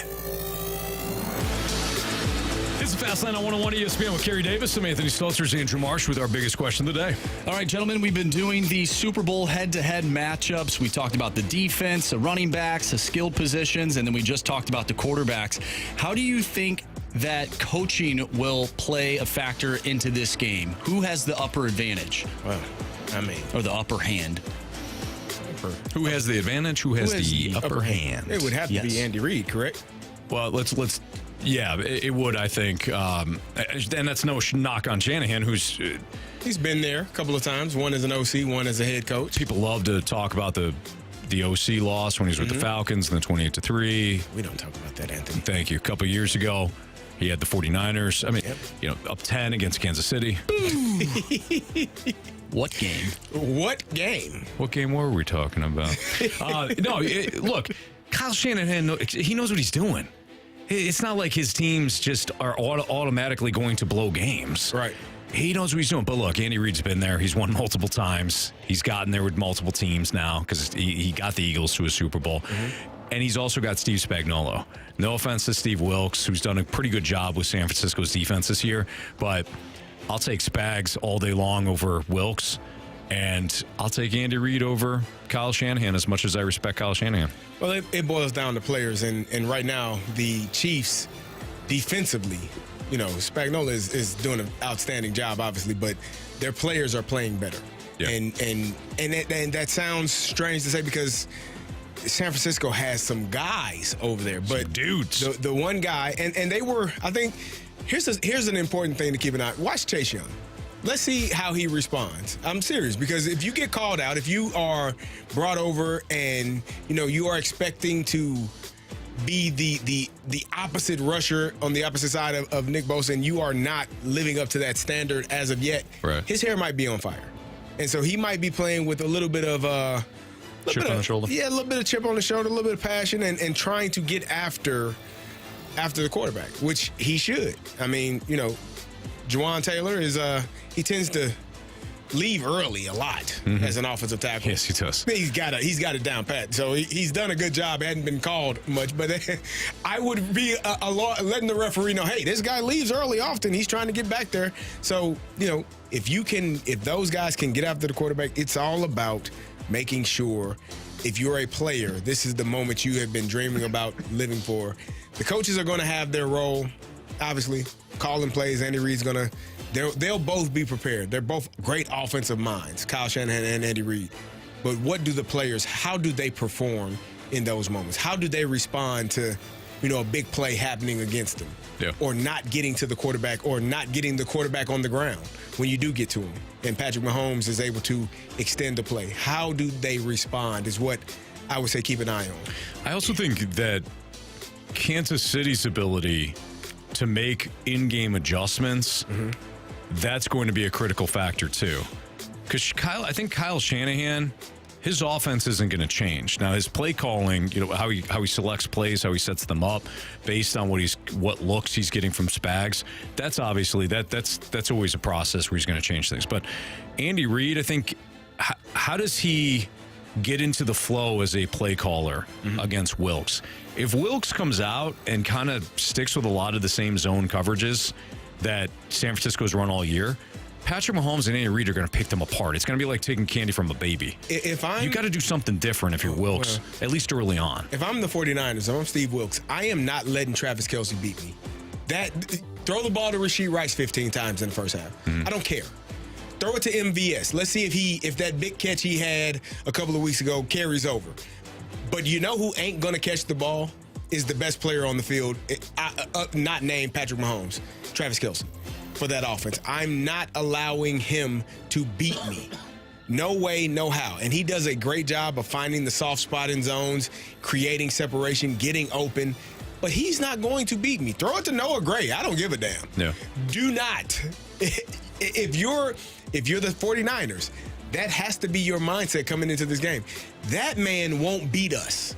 Because if you don't cover him, if you don't know where he is, you will have a long day. The Baltimore Ravens realized that last week. He got the most receptions. His man has the most receptions in postseason history for a reason. Because number 15 wants to throw the ball to him. Damn that. Throw it to somebody else. And if you beat us that way and Rashee Rice goes for 280 yards receiving, so be it, man. He's going to have to do it because you say he's not a rookie in terms of the amount of game, but this is his first Super Bowl. This is his first his first playoff run, and this is a big game that he's never been in. He is a rookie in this aspect. Let him beat me. But if I'm the 49ers, Travis Kelce won't.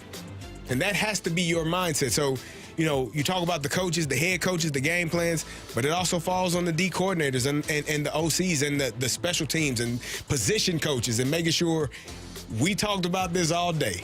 I guarantee I have not seen the meeting room for the linebackers of the San Francisco 49ers, but I bet you 87 is on the wall somewhere in that meeting room circled, as well as the DBs. 87 circled. He can't beat us. You got to take care of your business. That's Kerry Davis. I'm Anthony Stalter. It's the Fast Line on 101 ESPN. This Friday morning, that means tomorrow morning. Tomorrow morning, you can help heat up St. Louis during the 24th annual Hardee's Rise and Shine fundraiser. Stop by any participating Hardee's in the bi-state area this Friday, so tomorrow morning, and grab a sausage McMuffin. Actually, it's biscuit, sausage biscuit, or egg biscuit for just $1. Don't give me a fake laugh. I want to earn it. Every time you do it, it's funny. I want to earn it. I'm sorry. 100% of the proceeds of all funds collected will help heat up St. Louis, supporting people in need in both Missouri and Illinois. That's this Friday morning at any participating Hardee's. Find more info at 101ESPN.com. Again, that's tomorrow morning. You can help heat up St. Louis with the 24th annual Hardee's Rise and Shine fundraiser. We have Bet the Board, 3 stars of the day, criticisms and compliments next on 101 ESPN.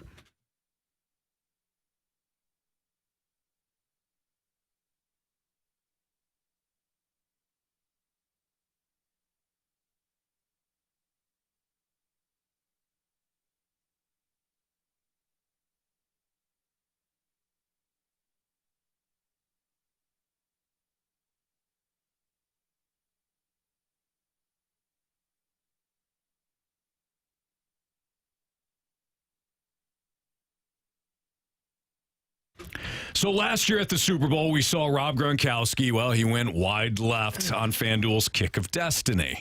You've probably seen the commercials as he prepares for the Kick of Destiny 2. And this time you could play along. All you have to do is choose whether or not Gronk will make or miss the field goal. That's it. And you get your free pick in right now because if you're right, you'll win a share of $10 million in bonus bets. And Carey, everyone can get in on the action when Gronk takes his shot at redemption before Super Bowl 58. Yeah, Anthony, it doesn't matter if your team make or team miss. I'm team miss, by the way. Just head to FanDuel Sportsbook app to get your pick in. It's absolutely free. Then tune in before the game to see Gronk Bronx Kick Live. You'll win a share of the $10 million in bonus bets if you're right. New to FanDuel, just visit FanDuel.com/fast to sign up. Make every moment more with FanDuel, an official sports betting partner of the NFL. 21 and older, present in Illinois, no purchase necessary, $10 million prize pool to be split equally among all eligible participants who made the correct pick. Prize issued as non-withdrawable bonus bets that expire 7 days after receipt. Restrictions apply. See full terms at FanDuel.com/sportsbook. Gambling problem? Call 1-800-GAMBLER.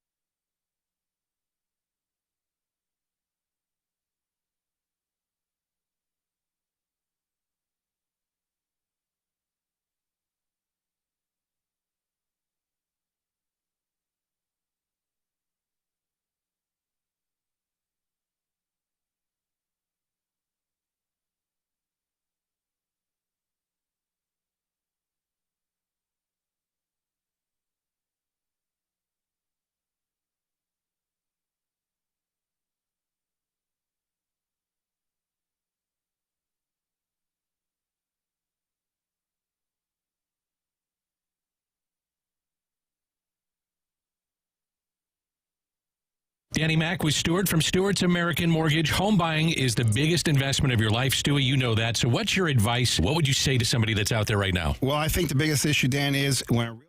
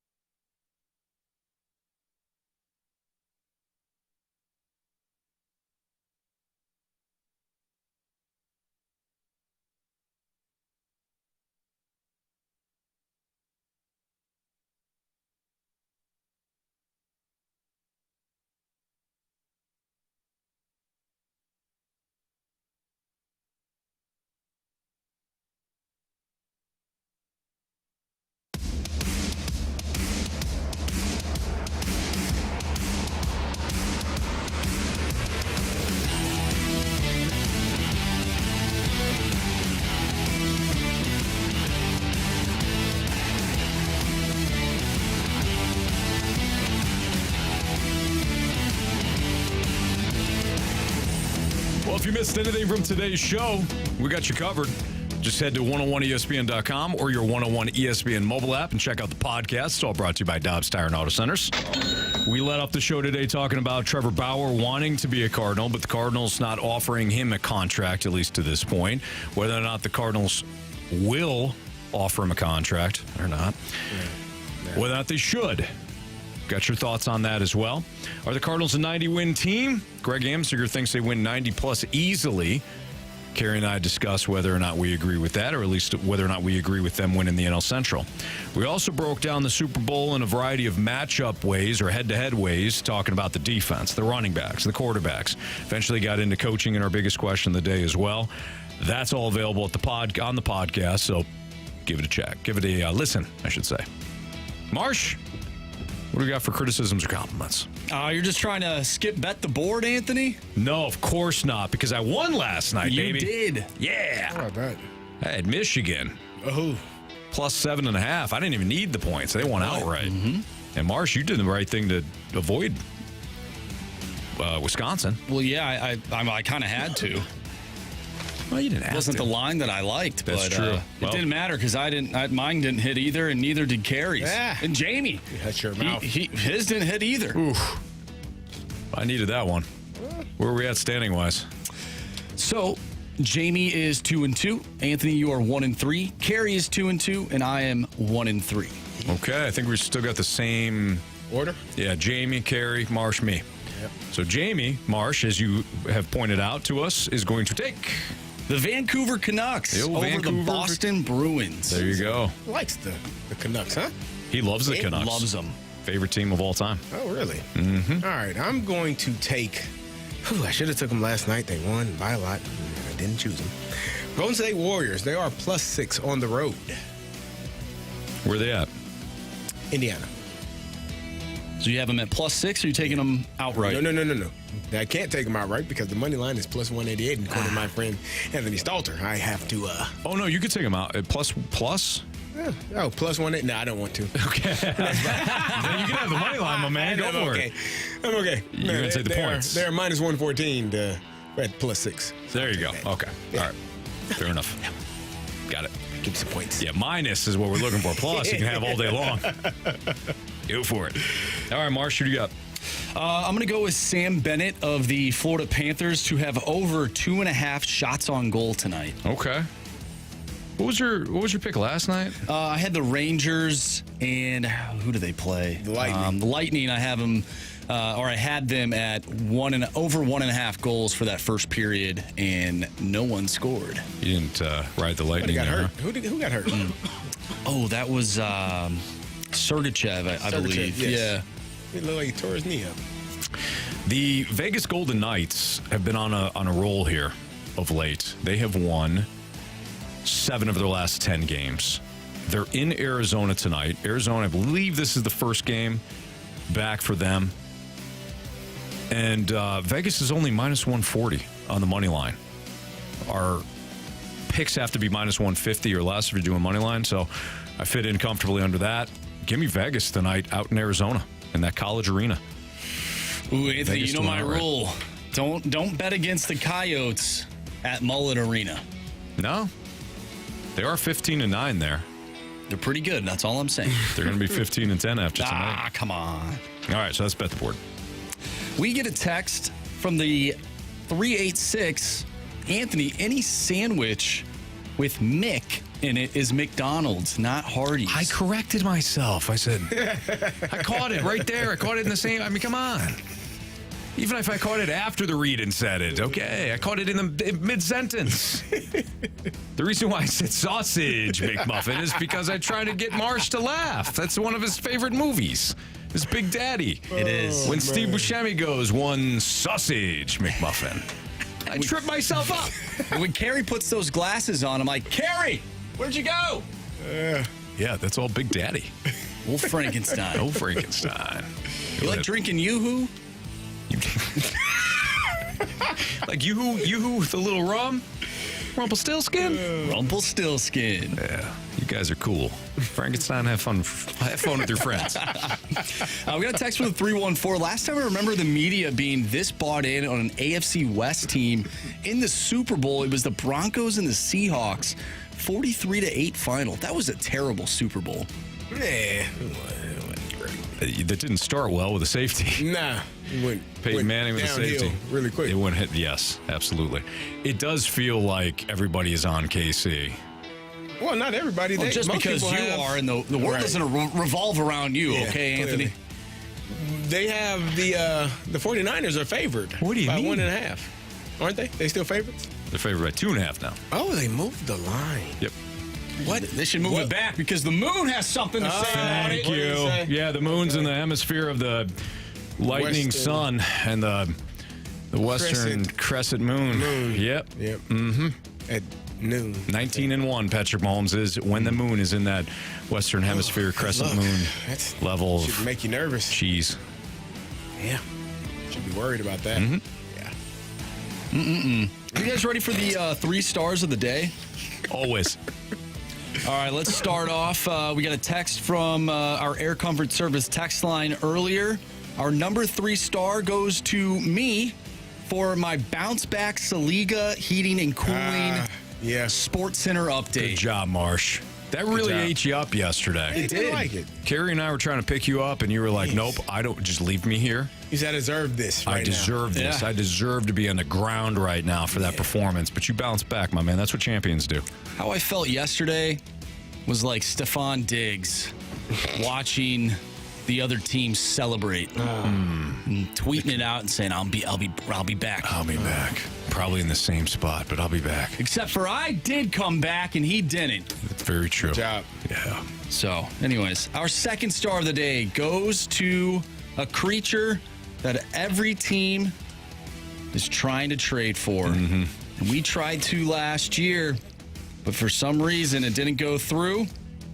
Congratulations on your second star of the day, the Possum. Nice job, Possum. Yep. Good work. Way to go, Possum. Nice. Fires me up. Oh, Possum. Oh, Possum. Oh, Possum, my Possum. Way to go. That's a fantastic movie, by the way. Oh, Possum, my Possum? No, the Dead Poet Society. Oh, yeah, that Captain, one. My Captain. Yeah. I was thinking something else. Oh. What were you thinking of? Don't ask. Is it one of the movies that Josh Ennis was referring to at the balloon party? Yeah. Yeah. You get your VHS tape out. Oh, man. Right. And anyways, our first star of the day with a gauntlet win today goes to Andrew Stalter. Old Hockey Bob with the Andrew. Andrew, you won. Andrew, you won. Yeah. Thanks, Brian. Somebody tweeted at me, even after the dub, somebody tweeted at me and said, what a despicable performance on the gauntlet today. I just sent him the gift back of Dwight Schrute going, thank you. Nobody's safe in the fast lane, baby. Nobody's safe, especially us. Yeah. All right. We appreciate everybody listening today and watching it via the Air Alliance team YouTube channel, 101 ESPN SCL. Shout out to the Snake Bit. We love you guys. Appreciate you listening. Appreciate you watching. We're going to be at Centene Community Ice Center tomorrow. Hopefully, Kerry remembers. Right, set 3 alarms. I should be good. There you go. Yeah, Centene Community Ice Center tomorrow. I guess some stuff going out there with the Blues. So, Kerry, you and I, Marsh, will be out there too. So, we'll talk to you from then. And then we got a lot of Super Bowl coverage too. For Andrew Marsh and Kerry Davis, I'm Anthony Stalter. Everybody have a great night. See you.